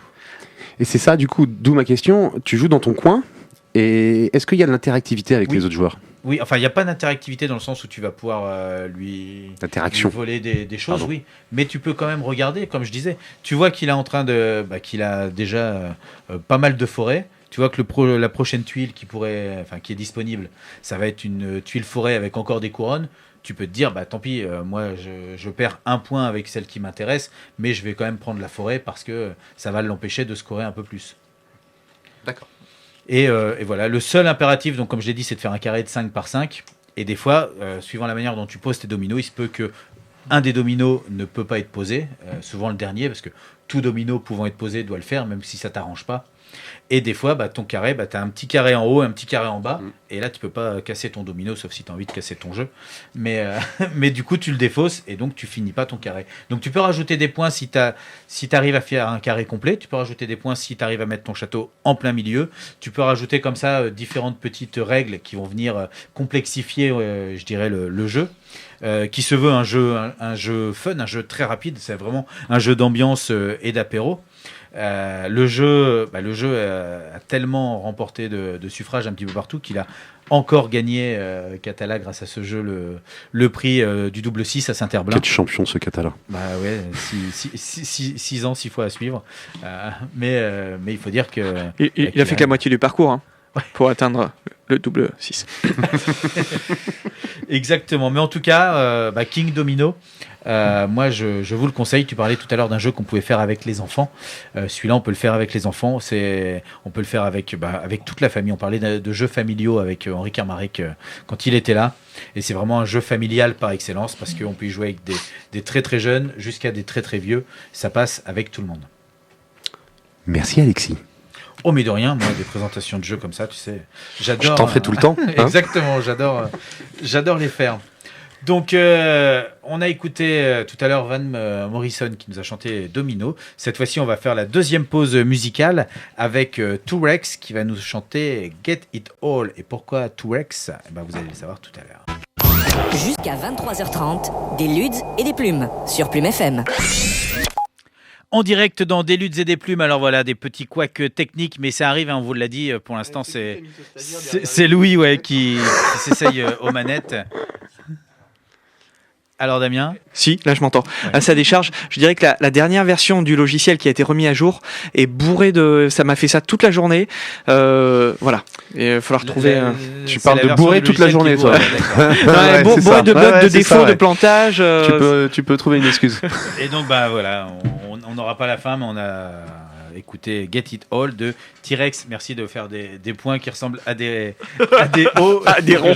Merci, on manquait un peu de temps de toute façon. Donc vous allez voir tout à l'heure pourquoi T-Rex. Pour l'instant, on va revenir vers Maud et Laurence pour continuer à parler du jeu Raconte ton conte. Pour savoir, donc, moi je voudrais savoir quand tu as contacté Laurence, est-ce que tu savais déjà où tu voulais aller, oui, mais est-ce que tu lui as donné un cahier des charges précis au niveau du travail ? Oui, en fait, quand j'ai conçu le jeu, donc j'avais écrit toutes les cartes, donc tous les textes étaient définitifs quand Laurence a eu donc le contrat. Et puis en fait, il y avait également pour chaque carte un descriptif du dessin que j'imaginais.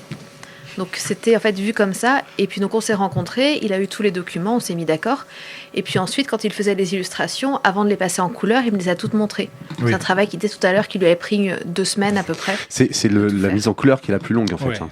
Et je dois avouer que le fait d'avoir les 49 cartes écrites, pensées, ça m'a vraiment servi parce que ça m'a permis de pouvoir aller tout de suite à l'essentiel, au dessin. C'est plus facile ou pas. Bah oui, ça aide. En l'occurrence, là, avec le temps donné et tout, c'était indispensable parce qu'il fallait savoir où j'allais tout de suite. Et du coup, c'est pour ça que ça a pu aller vite pour la mise en place des dessins.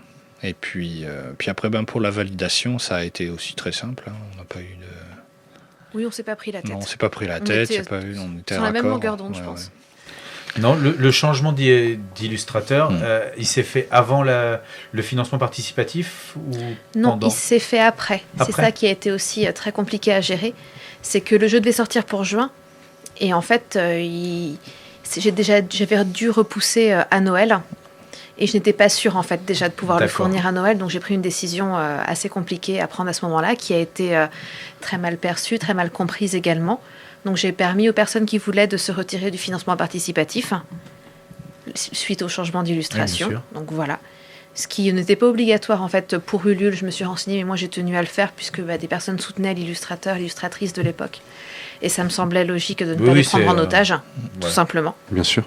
Donc le projet a continué comme ça. Donc il y a eu un petit moment de battement pour le temps de retrouver aussi Laurence. Et puis après, à partir du moment où Laurence était là... là, ça s'est enchaîné. Ça, voilà. Et je pense que les gens qui ont fait confiance et qui sont restés doivent être très contents parce que c'est vrai que les illustrations sont quand même très belles. Merci. C'est gentil. Et maintenant, donc, maintenant que le jeu est sorti, qu'il a été distribué aux gens... C'est quoi sa vie maintenant qu'ils l'ont reçu, les participants. Il reste à le montrer, à le faire découvrir à ceux qui sont passés à côté du financement. Et donc, là, tu l'as dit tout à l'heure, tu peux travailler avec des offices du tourisme et des choses comme ça. Est-ce que tu fais aussi des salons ludiques quelques-uns, là ça débute tout juste puisque le jeu est sorti à la fin de l'année dernière, donc je réponds aux invitations le mieux possible. Je travaille avec l'association Onirium, avec Aurélie en fait, qui représentait le jeu à Ramène tes jeux à Tex-Noyalo ce week-end. Qu'on a reçu ici il y a peu de temps. Qui m'a fait un super retour sur le jeu, qui l'utilise également en tape, en animation. Elle l'utilise beaucoup comme une initiation au jeu de rôle.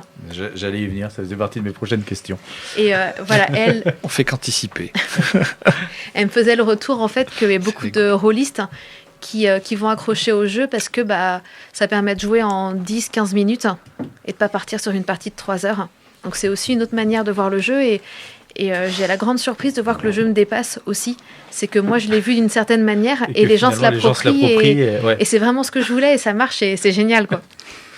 Parce que justement, donc tu as anticipé, j'allais dire tout à l'heure quand on a fait le jeu, quand on y a joué, on a vu donc qu'on était en train de narrer une histoire et ça m'a totalement fait penser donc à un début de jeu de rôle, enfin l'obligation en tant qu'MJ de créer tout de suite un monde, un univers, un cadre et des règles. Tu disais un opposant, des choses comme ça. Et je me suis dit, est-ce que finalement ça pourrait pas être utilisé aussi comme ça, ou est-ce que c'était pas une vision en fait, même peut-être est-ce que vous étiez peut-être joueur de jeux de rôle à la base ou... Moi, non. Non. Mais par contre, voilà, je vois que ça parle aux personnes qui sont dans les jeux de rôle. Et puis, je vois aussi que, peut-être étrangement ou pas, ça parle aux personnes qui ne sont pas du tout jeux. Puisque quand moi je l'ai proposé à des amis, des personnes qui sont parents, elles m'ont dit aussitôt « c'est une super idée, ça me fait l'histoire du soir ». Quand l'enfant il me dit « lis-moi une histoire de ta bouche », ce qui veut dire « raconte-moi l'histoire de toi-même », quoi. Eh bien, elle fait son tirage au sort de cartes et elle crée son histoire pour son enfant. Donc, il y a des personnes qui ne sont pas du tout dans une recherche de jeu qui vont se l'approprier, de même que des personnes qui sont des grands joueurs qui vont se l'approprier différemment. Et j'ai voulu des règles très simples et très larges pour que chacun en fasse ce qu'il veut. Finalement, de dire que c'est un jeu, c'est presque réducteur. On peut le voir comme ça. Mais bon, faut bien donner un nom. Voilà. Mais on le diffuse aussi bien sur des salons du livre, où on va être présent, que sur des salons du jeu. Ouais, c'est ça, oui, c'est un petit peu hybride entre plusieurs choses et que du coup on peut le retrouver dans... C'est peut-être réducteur, mais c'est aussi peut-être une accroche pour un certain public, de dire c'est un jeu. Oui, oui. Et puis il y a cette capacité de... Il y a une souche, en fait, il y a une base d'imaginaire et de littéraire, et après ça permet de décliner. Donc c'est vrai que on peut dire que ça va au-delà du jeu, dans le sens où à partir de ce jeu-là, on a une base qui permet d'aller plus loin, d'aller dans le jeu de rôle, d'aller dans le jeu de plateau, mais aussi peut-être dans le conte interactif. Et là on sort du jeu, et puis il y a aussi la capacité, comme tu disais tout à l'heure, de se réapproprier le jeu pour en faire autre chose. Oui, il y a différentes manières de jouer. En fait, quand on le fait donc en salon du jeu, je vais avoir une présentation vraiment très ludique, différente. Et puis, je le fais des fois en bibliothèque, où je fais un tirage au sort de cartes au fur et à mesure avec les enfants, et je leur pose plein de questions. C'est comment il s'appelle ton personnage, qu'est-ce qu'il fait, qu'est-ce qu'il aime, c'est quoi ses qualités, ses défauts, puis ils inventent leur personnage. Puis on avance dans l'histoire au fur et à mesure. Moi, je prends tout en note. Au fur et à mesure donc, de tout ce qu'ils me racontent, je fais intervenir tous les enfants qui veulent intervenir, je les force jamais. Et puis à la fin, j'improvise leur histoire, et ils ont le droit de me donner toutes les cartes défis. Donc je l'improvise avec les cartes défis, et dans les 15 jours, ils ont une version écrite de l'histoire. Donc il y a vraiment deux dimensions qui se mêlent, la créativité, le jeu avec les cartes défis, et puis donc le côté littéraire d'avoir une histoire qu'ils ont inventée. C'est eux qui l'ont fait, quoi. Voilà, Ouais. puis qu'ils retrouvent rédigée. Et puis quand on a plus de temps aussi, après je fais d'autres parties avec eux où chacun invente, ils jouent comme ils veulent. Chacun a sa manière de jouer aussi. Alors on disait que le jeu permettait à des gens un petit peu plus timides de pouvoir se lancer dans l'invention de l'histoire, mais peut-être que pour ceux qui n'ont pas un talent d'écriture, il faudrait faire la même chose avec des encarts, parce que je trouve ça très bien d'avoir la version écrite, mais je ne sais pas si je serais capable de ressortir une version écrite avec tout ça, surtout avec les défis à côté. Tu inclus pas les défis quand même dans ta version écrite? J'ai des enfants qui l'ont fait. En fait, ils m'ont demandé à ce que pour séduire une vouivre, il fallait parler avec éloquence. Donc ils ont demandé à piocher une carte défi pour savoir comment est-ce qu'ils allaient réussir à séduire la vouivre. Donc voilà, et des fois ils me donnent des idées que je n'aurais jamais eu d'utilisation du jeu, parce que déjà moi je dis qu'il n'y a pas beaucoup de règles et que on y va comme on veut, on se fait plaisir, et eux ils poussent encore plus. Et pour l'instant, au niveau de sa vie, du jeu, est-ce que tu arrives à le diffuser? Est-ce que tu as encore des touches autres que les Bakers? Ou est-ce que tu te dis que tu aimerais bien te tourner vers des éditeurs ou des choses comme ça? J'aimerais me tourner vers des éditeurs. Là, pour le moment, la diffusion, donc, elle se fait en salon sur mon site internet. J'ai aussi l'éditeur Les Oiseaux de Papier, donc, chez qui je suis auteur, qui travaille beaucoup sur Brocéliande et qui l'a pris en charge pour le diffuser sur Brocéliande. Donc voilà, les boutiques de jeux qui sont intéressées, bien évidemment, je réponds. Mais dans l'idéal, d'avoir un éditeur, un diffuseur et de pouvoir être entièrement concentré sur la création, ça me plairait bien. On le retrouve déjà dans quelques boutiques de jeux? De jeux, non, pas encore, c'est en cours. C'est en cours. Voilà, ça a été le gros rush pour le sortir pour la fin d'année. J'ai posé un petit peu en début d'année et là, ça va reprendre pour avril, mai, juin, qu'il soit vraiment dans les boutiques. Donc là, si des gens sont intéressés en nous écoutant, ils peuvent aller sur... comment ils peuvent faire pour... Alors, Raconte ton compte sur Google, on va tomber sur mon site qui s'appelle L'écrit dans tous ses états, donc c'est mon site professionnel. Sur Facebook, Raconte ton compte, c'est pareil, on trouve tout ce qu'il faut pour avoir les liens. Puis voilà, Raconte ton compte sur Google, il est bien référencé, ça, j'ai eu de la chance. Donc vous me trouvez directement. Oui, c'est vrai que ça paraît assez générique comme nom finalement, Raconte ton compte, mais du coup c'est un bon coup de chance alors de pouvoir apparaître tout de suite en haut. Oui, bon, on retrouve directement le site, le financement sur Ulule. Après, selon l'ordre, le Facebook, quelques articles, mais on arrive très très vite sur les pages. Ça fait combien de temps que ça s'est terminé l'aventure, le financement en fait ? Alors, le financement s'est terminé fin mars, mi-avril dernier. Pour le financement participatif, voilà. Et donc presque un an. C'est ça. Et donc, on a fait le lancement du jeu le 27 novembre 2016. D'accord, à peu près 6 mois entre la fin du financement et la livraison. Et la livraison, voilà. D'accord. Et quand on t'a proposé de travailler sur ce projet, toi, Laurence, t'as pas eu une seconde d'hésitation ? Non. Tu t'es pas dit que ça pouvait être... parce que sur un projet en financement participatif, il y a une prise de risque. Disons que déjà, je me suis posé la question de est-ce que je vais pouvoir. Et après, oui, j'ai tout de suite réalisé que c'était possible au niveau temps et possible et voilà. Et temps est rendu. Et puis après, non, moi j'étais très confiant et en plus, t'en parlais tout à l'heure, mais Séverine Pinault, qui est une amie illustratrice que je connais très bien, m'avait parlé de Maud, m'avait dit tu vas voir, son projet il est bien, c'est quelqu'un de sérieux, donc déjà j'avais été mis en confiance, et puis on avait eu effectivement l'article avant, et puis moi ça me plaisait vraiment quoi, et puis le financement participatif avait été réussi, c'était gagné, donc il y avait pas vraiment de risque. Le risque, moi je suis arrivé après. Le risque, c'est quand tu lances un financement participatif, de pas savoir si tu vas atteindre la somme demandée, quoi. Là, en l'occurrence, c'était déjà fait. Ouais. Donc il y avait le plus gros risque, c'était de pas arriver à sortir le jeu à temps. Tu aurais laissé des plumes si le financement n'avait pas abouti ? Oui et non, en fait, puisque si le financement n'aboutit pas, on n'a pas la somme, donc on n'a rien, donc on peut rien faire. Donc il n'y a pas d'investissement. Mais il n'y a pas des frais engagés ou de choses comme ça ? En fait, je m'étais dit que quoi qu'il se passe, je ferai en sorte qu'il arrive à terme le financement participatif. Donc j'avais peut-être mal calculé mon coût. Maintenant, si je devais le refaire, je prendrais moins de risques, j'aurais vu les choses différemment. Mais là, je m'étais dit, quitte à m'endetter, je mets au bout pour y arriver. Mais enfin, on ne le voit pas à la radio, tes yeux, mais on voyait la détermination, en tout cas, quand tu le disais. Ouais. Mais voilà, quand je l'ai commencé, en fait, c'était hors de question que j'y arrive pas, quitte à moi ajouter au bout. Et plusieurs personnes qui étaient hyper motivées sur le projet, dont certains collègues avec qui j'écris et tout, qui me disaient non mais si t'arrives pas, si tu vois à 10 jours que tu n'y arrives pas, tu fais signe. Tu avais des armes secrètes pour pouvoir y arriver. Mais c'est vraiment une communauté en fait de faire un financement participatif, c'est qu'il y a beaucoup de gens qui sont à fond derrière, qui sont hyper enthousiastes.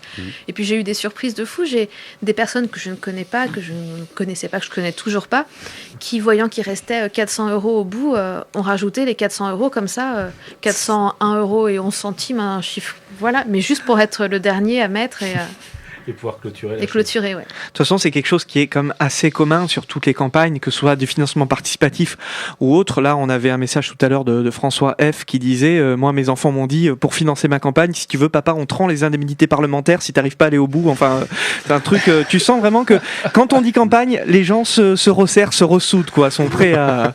Les gens se rassemblent, ça crée. Mais qui est ce François F? On sait pas, les gens signent pas complètement. Non, ouais. C'est le problème de Twitter et des réseaux sociaux. C'est un peu flou tout ça. Bon, on va revenir vers vous tout à l'heure pour parler un petit peu du futur du jeu et de vos projets.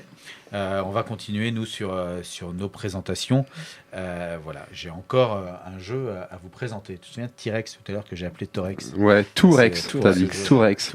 C'est parce que tu reviens des États-Unis.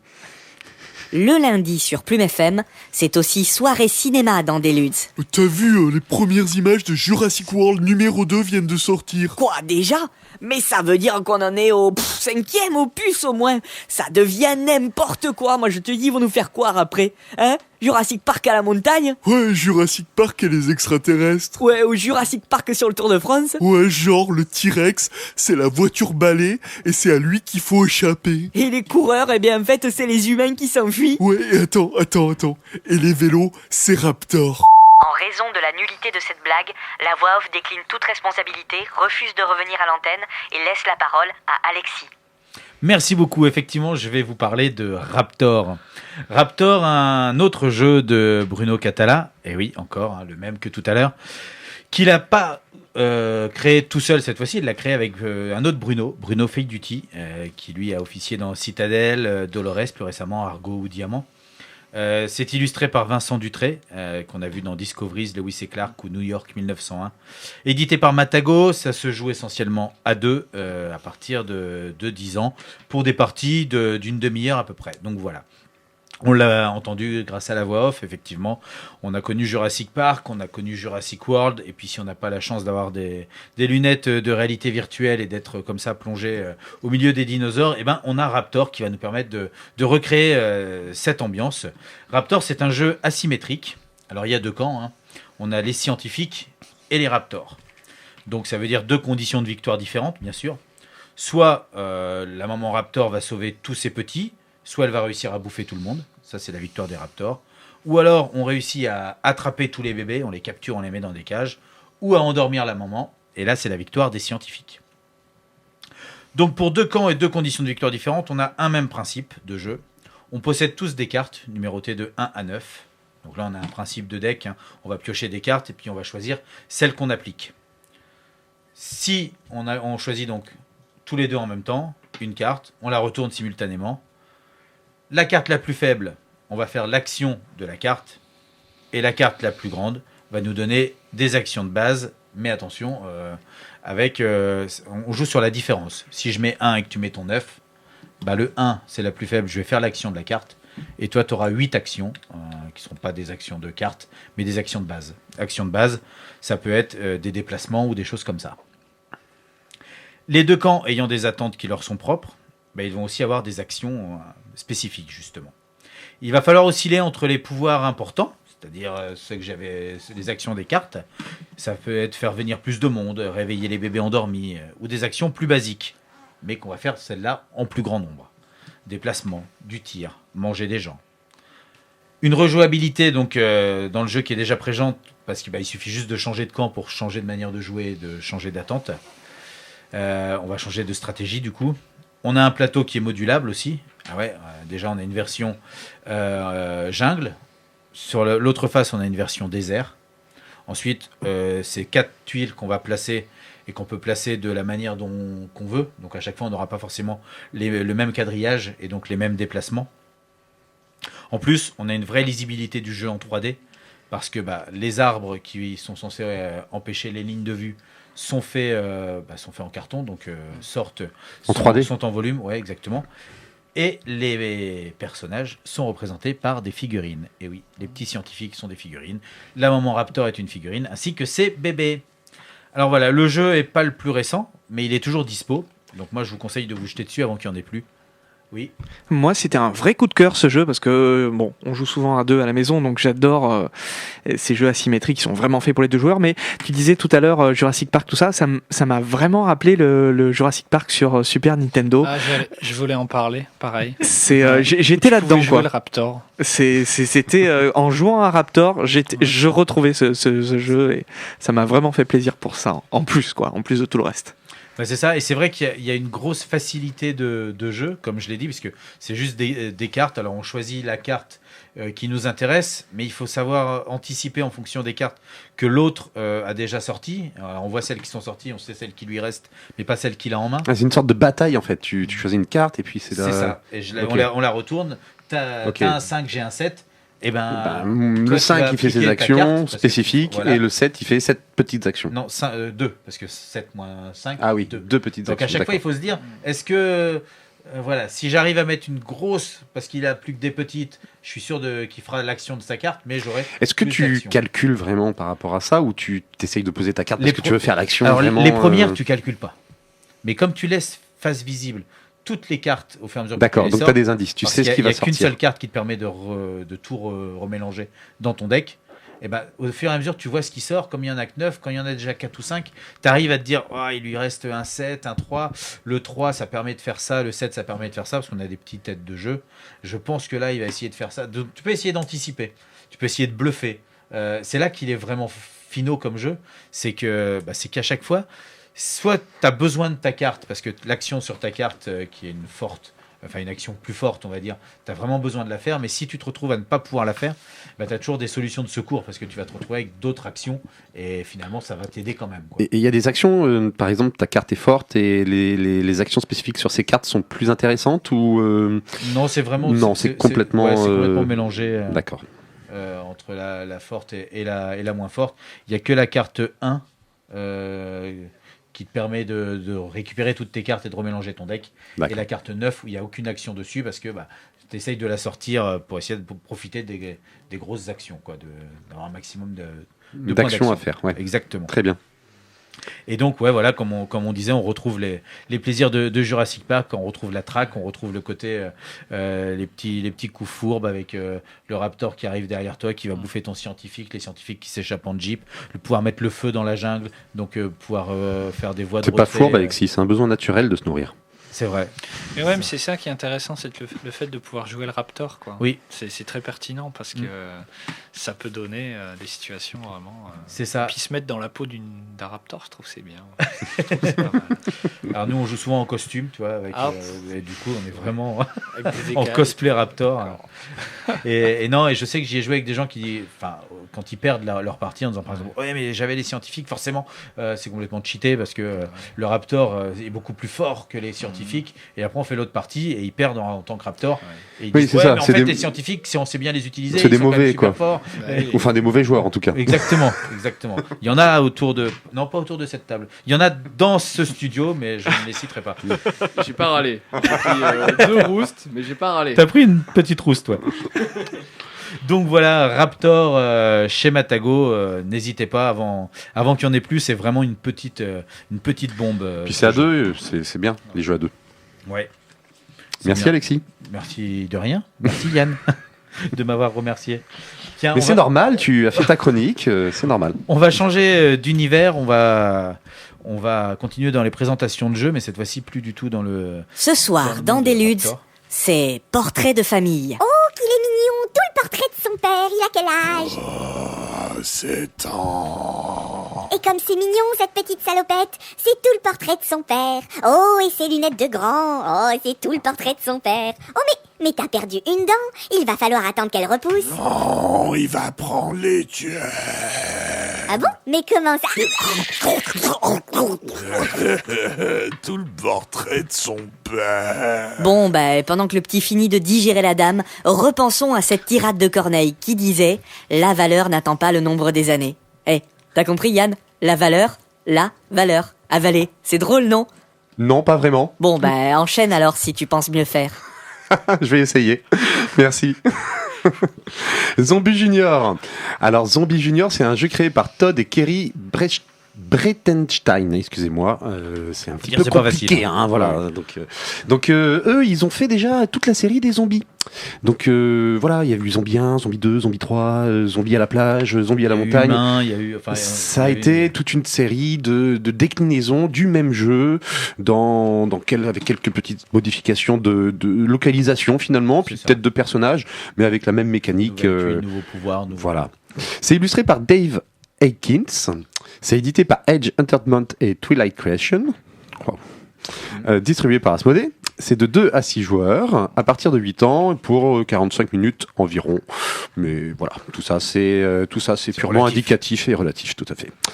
Donc Zombie Junior, ça reprend les mécaniques de ses aînés dans un habillage beaucoup plus kawaii, carrément même mignon quoi. Voilà l'occasion d'initier nos chères petites têtes blondes à la survie dans un monde de zombies où on s'étripe gentiment ou pas. Parce que là, on va juste punir les zombies. Ça ne sera pas de la batte de baseball, de la tronçonneuse ou du coup cocktail Molotov. Non, on a troqué tout ça contre de la pâte à modeler, des petites voitures et un terrible chiot qui aboie, par exemple aussi. Tu vois, c'est le truc le plus effrayant du jeu. Donc dans ce jeu, il va falloir ouvrir une route à travers ces petits zombies tout mignons pour aller jusqu'à l'héliport et enfin s'échapper. Donc la mécanique est assez simple. On a un personnage, on a 2 jetons POW et on a 3 jetons cerveau. Les jetons POW permettent de rajouter +1 à son dé qu'on doit punir un zombie, parce que voilà, on est dans la punition. Et les jetons cerveau permettent de rejouer complètement un dé. Donc soit on tue le zombie, alors on le punit, on le tue quand on fait 4, 5 ou 6 au dé. On tombe sur la case, je lance mon dé, j'avance, j'arrive sur le zombie, je lance mon dé pour tuer le zombie. Si je fais 4, 5 ou 6, je le punis. Si je fais moins, je peux utiliser par exemple, si je fais 3, j'utilise un petit jeton POW et ça me fait +1. J'arrive donc mathématiquement à 4. Et je prends le dessus sur mon zombie et je l'envoie au coin. Ou alors, j'ai fait un 1, ça vaut vraiment pas le coup de rajouter, parce qu'on peut gagner au fur et à mesure de la partie, en explorant les différents endroits, on peut gagner des petits jetons. Donc on va pouvoir, comme ça, accumuler plein de cerveaux et plein de POW.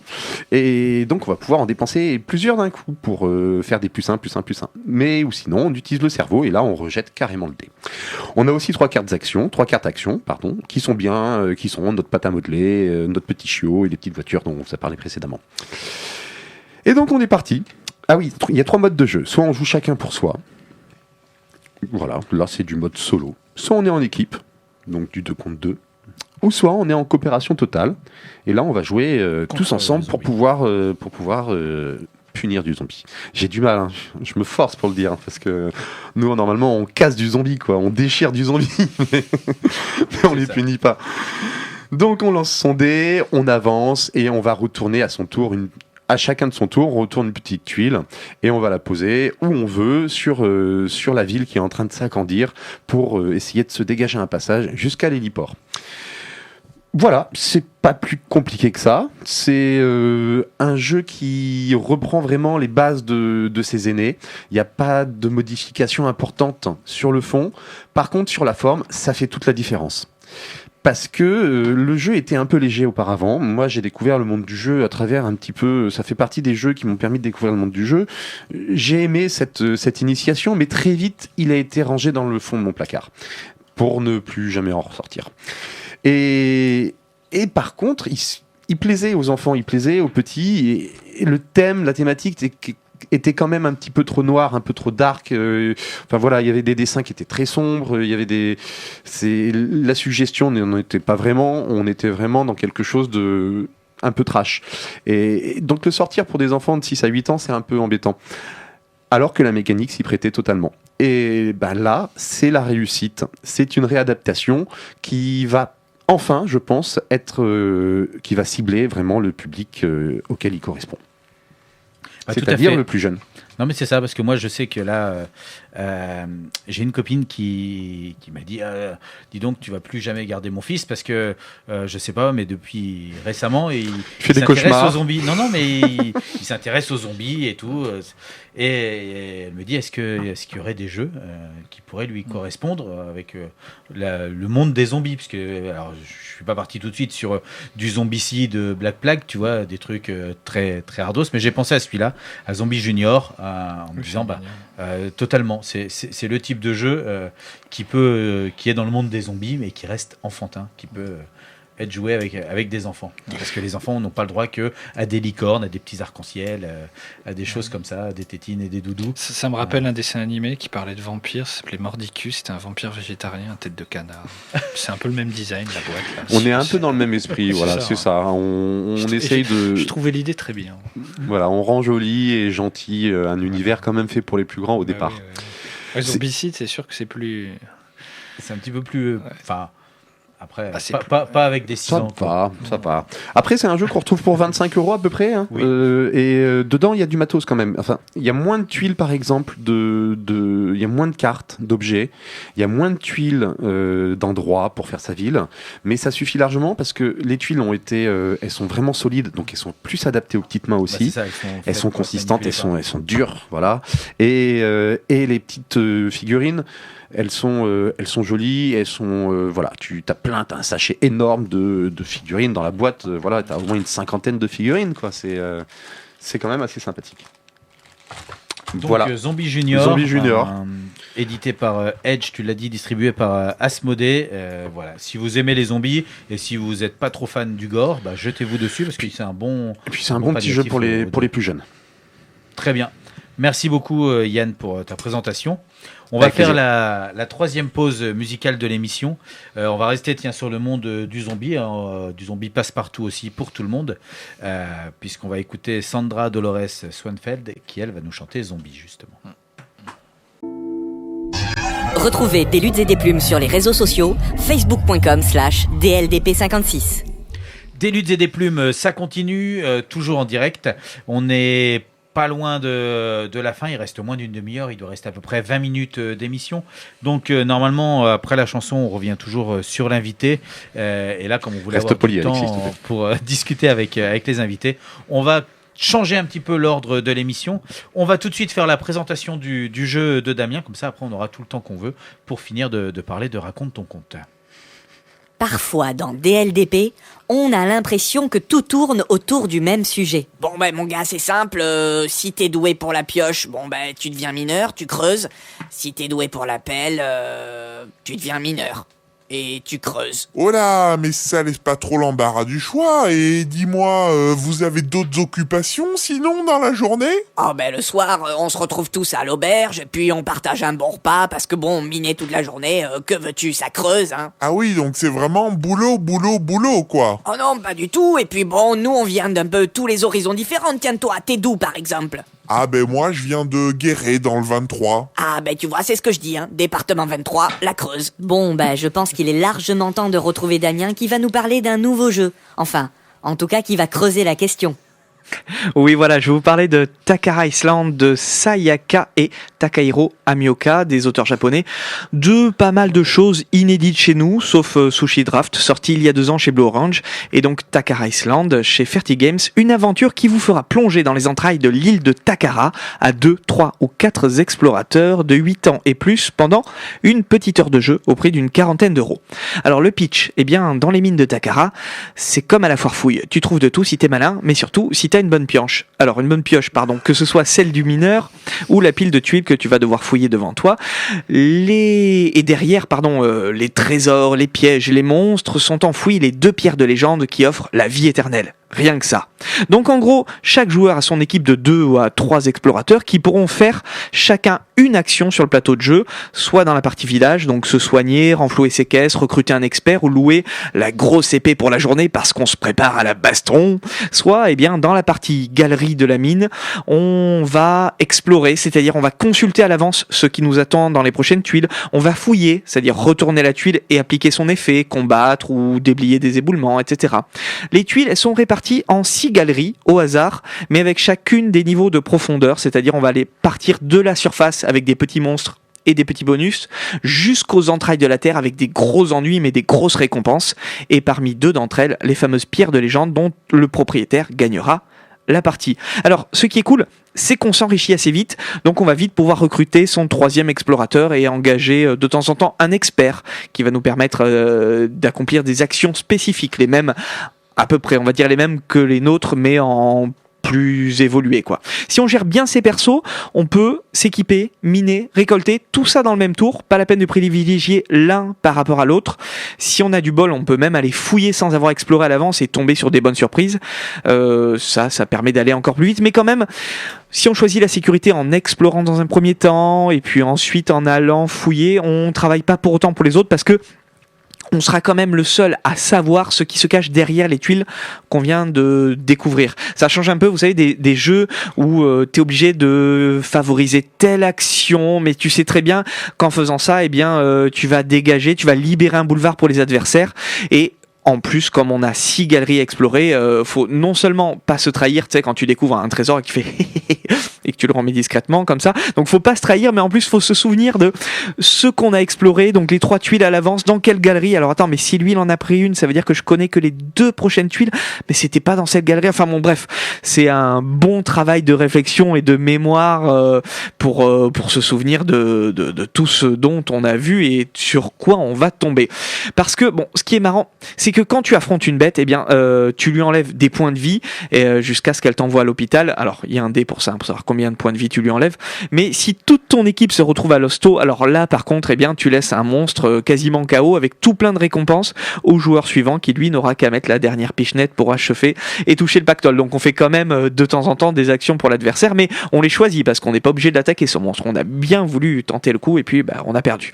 Alors avec le temps, eh bien je commence à avoir quand même une certaine expérience des mécanismes de jeu. Pas la peine de m'expliquer 2 heures le principe de alors tu joues tous tes personnages, ensuite le joueur suivant joue les siens, etc. Ça va, je maîtrise. Mais quand on découvre un nouveau jeu, eh bien parfois on est obligé de revenir de temps en temps dans le livret de règles et puis on s'aperçoit que la durée qui est donnée sur la boîte n'est pas vraiment celle de la première partie, elle est plus longue et tout. Eh bien avec Takara Island, pas du tout. Alors, j'ai pas lu les règles, on me les a expliquées avant la première partie, mais comme j'avais le plateau sous les yeux, eh bien, j'ai mis les tuiles en place au fur et à mesure parce que ça venait machinalement. Je crois même qu'on n'a pas fini de lire les règles parce que tout était clair, les dessins, l'iconographie était naturellement lisible, on comprenait vraiment tout ce qu'il fallait faire dans le jeu. Ça vient, je pense quand même, d'une part de mon génie, ça c'est indéniable, mais aussi un petit peu du jeu qui est très facile à prendre en main et surtout des illustrations et des symboles qui sont d'une clarté impeccable, il faut le reconnaître. Alors j'ai cherché sur la boîte, j'ai pas trouvé un nom en particulier, donc bravo aux équipes de Fertig Games, mais bravo surtout à l'illustrateur Nayad qui a rendu tout ça visuellement pratique, ludique et fluide. Il a pris le parti pris de faire du plateau une coupe horizontale sans perspective, c'est-à-dire on voit tout de haut. Ça, c'est très lisible sans perdre le côté cartoon parce que des fois sur un dessin vu de dessus on voit que le crâne des gens, on perd un petit peu on pourrait dire la richesse de certains dessins qu'on pourrait avoir de face, voire de dessus, mais non, là pas du tout, ça reste très ludique visuellement comme je dis, mais aussi très facile à traduire, à lire, à comprendre. Et quand on n'a quasiment pas besoin de retourner dans le livret de règles dès la première partie, on peut dire que le boulot est largement rempli. Donc Takara Island, illustré par Nayad et créé par Takehiro et Sayaka Amioka, c'est chez Ferti. C'est peut-être pas la plus grosse espérance de vie niveau rejouabilité, parce que justement on va vite faire le tour, mais si on a l'occasion d'y jouer et de faire jouer à d'autres qui feront tourner à leur tour, etc., c'est assez facile et assez fun pour s'y mettre rapidement et avec tout type de public. Effectivement, je sais que ça marche aussi avec les enfants. Puis, ça a l'air tactique quand même, un peu.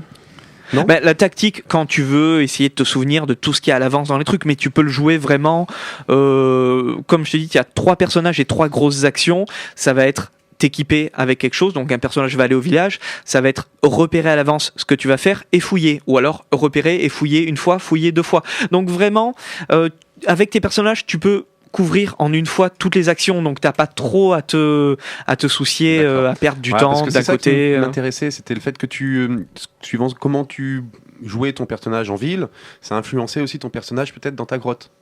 C'est chacun. Ton équipe a 2 voire 3 personnages et en fait tu vas en envoyer un en ville qui va se soigner parce qu'il s'est pris une raclée la dernière fois.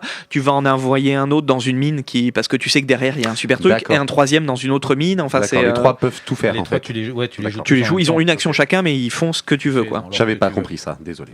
Et tu t'enrichis assez vite aussi, ce qui est important par rapport à certains jeux où tu mets du temps à démarrer. Là, tu es très vite, très riche, et il faut juste bien gérer la course jusqu'à la dernière. Les préliminaires, quoi. Voilà. Donc toi, tu aurais eu besoin du livret de règles, tu n'aurais pas eu le génie de Damien pour c'est absolument pas, on ne peut pas avoir tous le génie de Damien, c'est impossible. Bah non, sinon il partagerait un petit peu son génie. En tout cas, merci beaucoup Damien donc, pour la présentation de Takara Island. Ça nous laisse le temps de la fin de l'émission, à peu près un quart d'heure, pour voir avec vous, continuer à parler de Raconte ton conte, puisque je le rappelle aux gens qui viennent de prendre l'émission en cours, on est en compagnie de Maud Poupa et Laurence Rasson, créatrice de Raconte ton conte et illustrateur du même jeu. Maintenant que le jeu est là, donc on comprend qu'il faut lui laisser un petit peu le temps de mûrir et de prendre son envol, quoi, de vivre sa vie. Mais est-ce que ça t'a donné envie de te lancer dans d'autres projets du même type ? Oui, puisque déjà je vois que ça plaît et que les gens ont envie d'avoir d'autres raconte ton compte déjà. Et puis il y a des demandes, en fait, à chaque fois on me dit, quand la personne n'est pas de Brocéliande, oui mais il en faut un plus large sur la Bretagne, ou il en faut un sur les Ardennes, il en faut un sur le Poitou-Charentes, il en faut un sur la Franche-Comté. Parce que chaque région a ses propres légendes. Et... Donc il y a cette demande-là. Et puis dans les petits projets annexes, les choses qui sont déjà mises en place, je vous disais tout à l'heure que quand je suis en médiathèque, je fais la version écrite de l'histoire qu'on fait avec les enfants. Eh bien, je l'ai mis sous forme d'un e-book, un PDF qu'on trouve gratuitement sur le site de Raconte ton compte, sur lulu.com et puis sur Calaméo, on peut l'avoir directement en ligne. Donc ça permet aux personnes de retrouver leur compte qu'elles ont déjà, puisque je l'envoie systématiquement, mais de voir tous les comptes écrits. Donc il y a des petites choses, des petits bonus qui se font comme ça au fur et à mesure pour remercier les gens parce que il y a un bel enthousiasme. Donc il s'enrichit encore le jeu en fait. Oui. Il est encore en train d'évoluer, il est pas, c'est pas arrêté. Non, puis avec tous les retours que j'ai, en fait, quand moi je poursuis mes animations, je donne des petites choses en plus. Vous pouvez raconter l'histoire comme ci, comme ça. Ça pour des rôlistes, ça va les intéresser. Pour, comme je disais tout à l'heure, pour une maman qui veut faire l'histoire pour son enfant le soir ou un papa, c'est une autre idée. Et les gens font vivre le jeu à travers leur usage, à travers l'usage qu'ils en ont. Alors, j'ai une question il y en a deux. Est-ce qu'il y aura une réédition de ce jeu ? Non, ça, c'est une question. S'il est épuisé, oui. Est-ce qu'il y aura une modification dans dans les règles ou dans la façon de pouvoir jouer le jeu, des variantes par exemple ou des choses comme ça ? Alors, j'espère qu'il y aura une réédition. En tout cas, c'est bien parti pour. Et peut-être que je profiterai pour retoucher les règles à ce moment-là pour dire que c'est vraiment libre. Un des problèmes qu'il y a quand les règles sont très libres, c'est que j'ai des gens aussi qui sont perdus. Parce que trop de liberté, qu'est-ce qu'on en fait ? Je suis tout à fait d'accord. Moi, ça m'a rassuré d'être guidé quand même dans l'histoire et dans la mécanique du jeu, ça m'a rassuré. Et vas-y Damien. Moi, j'avais une question sur l'avenir. Tu disais, raconte ton compte. C'est Brocéliande celui-là. Est-ce que les prochains, tu voudrais, ou tu as peut-être déjà une idée, mais rester dans les légendes arthuriennes, bretonnes, dans le côté local, ou est-ce que ça pourrait être, pourquoi pas, la mythologie grecque, ou des choses totalement, un autre folklore, un autre univers ? Alors peut-être pas la mythologie grecque, mais des personnes qui m'ont dit qu'il fallait que j'en fasse un steampunk, ce qui serait assez drôle à faire. Voilà, il y a plein... Dès lors ça touche encore plus de rôlistes. Dès lors que la question se pose, chacun a son idée, donc ça va être à trier. Ah oui. Est-ce que tu préférais faire justement partir d'une base existante, on va dire, donc parce que steampunk est quand même beaucoup plus récent que des bouquins justement sur Brocéliande qui remontent à des siècles et des siècles. Est-ce que tu préférais un univers déjà construit ou un univers, on va dire un univers historique ou mythologique ou en tout cas ou quelque chose de récent ? Je me suis pas posé la question. Après, pour ce jeu, Raconte ton compte, il y a le légendaire arthurien, mais il n'y a pas que. On retrouve les contes de la veillée, on retrouve des choses plus réelles. Donc ça mêle deux univers légendaires déjà. Ça, c'est plus ancré local que sur une seule légende. Donc ça serait ouvert à toute proposition ça reste très ouvert, oui. D'accord. Et tes autres projets, on va dire, si tu devais faire un nouveau raconte ton compte sur une nouvelle région ou autre chose, est-ce que tu arriverais à le mener de front avec celui-ci ou est-ce que tu attendrais d'abord que celui-ci soit lancé, vive sa vie, ou est-ce que tu as envie de t'y mettre bientôt ? C'est pour bientôt. Je le laisse vivre sa vie, ça a été beaucoup d'énergie à déployer, 4 ans pour le faire sortir, bien et sûr. puis ensuite le financement, et puis tout ce qui s'est passé. Mais Donc, quand on voit l'engouement, ça donne pas envie, on se dit pas, finalement c'était par rapport au plaisir que tu peux en tirer maintenant, tu dis c'était peu de choses, et ça donne pas, on n'a pas envie de brûler les étapes et de... Je vais pas brûler les étapes. Non, L'emploi du temps est déjà bien chargé, donc je profite pleinement de faire vivre celui-là. Il faut que je lui donne toutes ses chances pour ensuite faire quelque chose de sérieux, qui soit bon aussi, qui ait pas de regrets, Non, bien sûr. Que tout soit bien, quoi. Et donc, après, on ne peut pas savoir si tu repartirais sur éventuellement un financement participatif pour la suite ou pas. Ça va dépendre aussi de la vie de celui-ci. Peut-être que tu disais qu'éventuellement trouver un éditeur ou des choses comme ça, ça peut amener des fonds qui peuvent aussi permettre de faire. Ça peut être en de faire partenariat la avec suite des par soi-même, régions aussi, j'imagine. Ça peut peut-être mettre en avant une région particulière. Ça pourrait intéresser les conseillers généraux, les choses comme ça, non? Oui, si je peux avoir cette opportunité-là, si je vais le chercher et puis que ça marche, oui, ça pourrait être quelque chose de très sympa, ou de le faire en résidence d'auteur aussi. Il y a des choses comme Oui, ça bien qui sûr. pourraient être faites. Mais voilà, c'est vraiment le tout début de la vie de Raconte ton conte, parce que il fallait avoir un objet, quelque chose de réel, pour pouvoir montrer que ça pour marche, pouvoir- oui, voilà, quoi. pour pouvoir le vendre, montrer, pour en pouvoir parler. en parler, voilà. Et sur le principe, sans parler d'engagement quel qu'il soit, mais si tu devais repartir sur une nouvelle aventure, est-ce que tu penses que tu voudrais changer totalement de style graphique, ou est-ce que tu penses que tu referais appel à Laurens? Ah, si je peux faire appel à Laurens à nouveau, je le ferai. Ouais. Oh oui, mais il bosse super bien, il est sérieux, il est fiable. Quand on a travaillé ensemble... C'est parce qu'il est là. Non, je le dis tout le temps. En fait, il travaille souvent la nuit. Donc je me réveillais le matin. Je m'améliore en ce moment, Et c'est t'avais moitié-moitié. J'essaye de... Je recevais par MMS, en fait, 1, 2 illustrations, 3 illustrations. Et quand je ne recevais pas, c'est juste qu'il avait oublié de me les envoyer, qu'il n'avait pas avancé. Oui. Donc, non, c'était... Tiens, t'as dormi cette nuit? Non, j'ai juste oublié de te les envoyer. Moi, ça me ferait bien marrer de faire des visuels cyberpunk, justement. Du cyberpunk, du steampunk. C'est aussi ton univers, parce que steampunk, pardon. C'est très fantasy ton univers, un peu, j'ai l'impression. On est dans les légendes, on est un petit peu dans cet univers-là. Il disait qu'il avait fait d'autres choses. Ouais, mais moi, je privilégie ça vraiment. En fait, c'est ça qui m'intéresse, c'est pour ça que je dessine. C'est pour représenter ça que je dessine. Je mets mon service du dessin. Je mets mon dessin au service, de l'invisible et de l'imaginaire, du féerique, du fantastique, en général. Là, j'aime ça. Tout petit, on me lisait des contes. Après, j'ai ouvert des livres de fantasy, des livres des livres de contes, etc. Après, j'ai découvert des jeux, des films qui ont bercé mon enfance. Et un jour, je me suis posé la question de savoir d'où ça vient, tous ces mythes, toutes ces légendes, toutes ces choses-là. Et là, je me suis passionné pour la mythologie, pour les légendes locales, pour les croyances mythologiques, animistes, etc. Et puis, j'ai un regard particulier parce que j'ai vécu quelques mois au Japon et j'ai appris la langue, en fait, à la fac. Et eux, c'est des shintoïstes. Et c'est quelque chose qui est beaucoup plus présent chez eux que chez nous. Et ça m'a fasciné. Et moi, j'adore ça. Et c'est pour ça que mon travail respire un peu... Enfin, c'est essentiellement axé là-dessus. On travaille avec Caroline sur l'origine des légendes. Elle est docteur en histoire, donc elle peut aller faire les recherches. Pourquoi les gens croient à ça?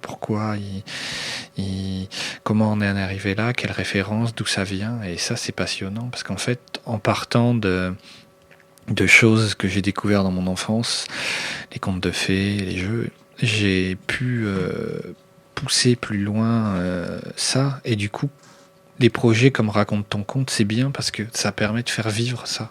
Et c'est important. Et il faut savoir que ces légendes-là, c'est des légendes, à la base, c'est de l'oralité beaucoup.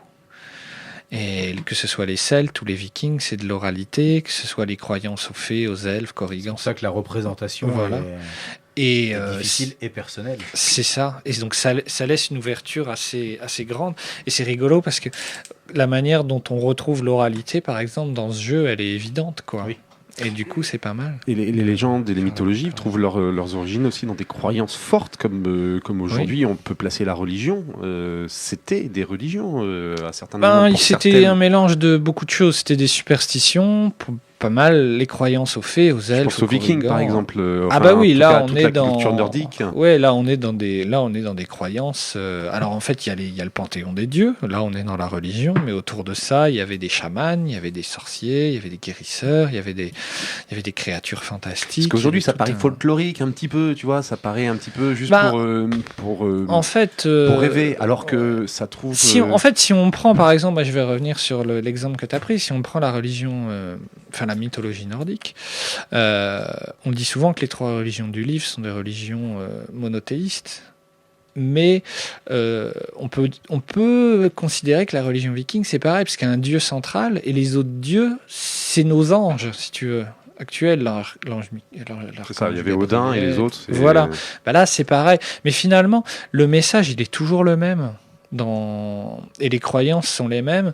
Et les superstitions, elles restent. Les petites choses dont les croyances aux fées, aux elfes, aux korrigans, c'est encore présent. On trouve les similitudes. Après, des fois, les noms changent, mais ça fait partie du même peuple et des mêmes êtres. C'est ça. Et quand on fait une comparaison entre les croyances populaires qu'on a en Bretagne et celles qu'on a au Japon, en fait, il y a des trucs bien, bien similaires, quoi. Donc c'est passionnant. Il reste pas longtemps et je voulais qu'on parle vite fait de La République invisible, si c'est possible, Alexis. Enfin, si c'est possible. Oui, je peux. Qu'est-ce que tu... qu'est-ce que c'est ? Ça vient de sortir ? C'est quoi ? C'est sorti 3 mois. C'est sorti en début d'année 2016. C'est un livre. C'est le premier texte, un des premiers textes connus, si ce n'est le premier, sur les fées et les elfes. C'est écrit par un pasteur écossais qui s'appelle Robert Kirk, qui a passé toute sa vie à arpenter l'Écosse et l'Irlande à l'époque de la chasse aux sorcières. Donc on est en 1700, je sais plus. 791, pardon. Et du coup, il va colporter, enfin, il va traverser donc Écosse-Irlande pour prendre les témoignages des habitants, des villageois, des politiques, des guérisseurs, des paysans, etc. Et c'est des témoignages des gens qui disent avoir vu des fées, des elfes, des korrigans, comment les gens axent leur culture, la culture du blé, la culture de... Oui. Est-ce qu'il faisait de manière, je dirais, pacifique, ou est-ce qu'il faisait aussi dans l'idée de chasse aux sorcières lui-même ? Non, justement, en fait, j'allais y venir. C'est que si lui fait ça, c'est pour expliquer à ses pairs théologiens qu'il faut arrêter de brûler des gens, parce qu'en fait, il y a des fonds.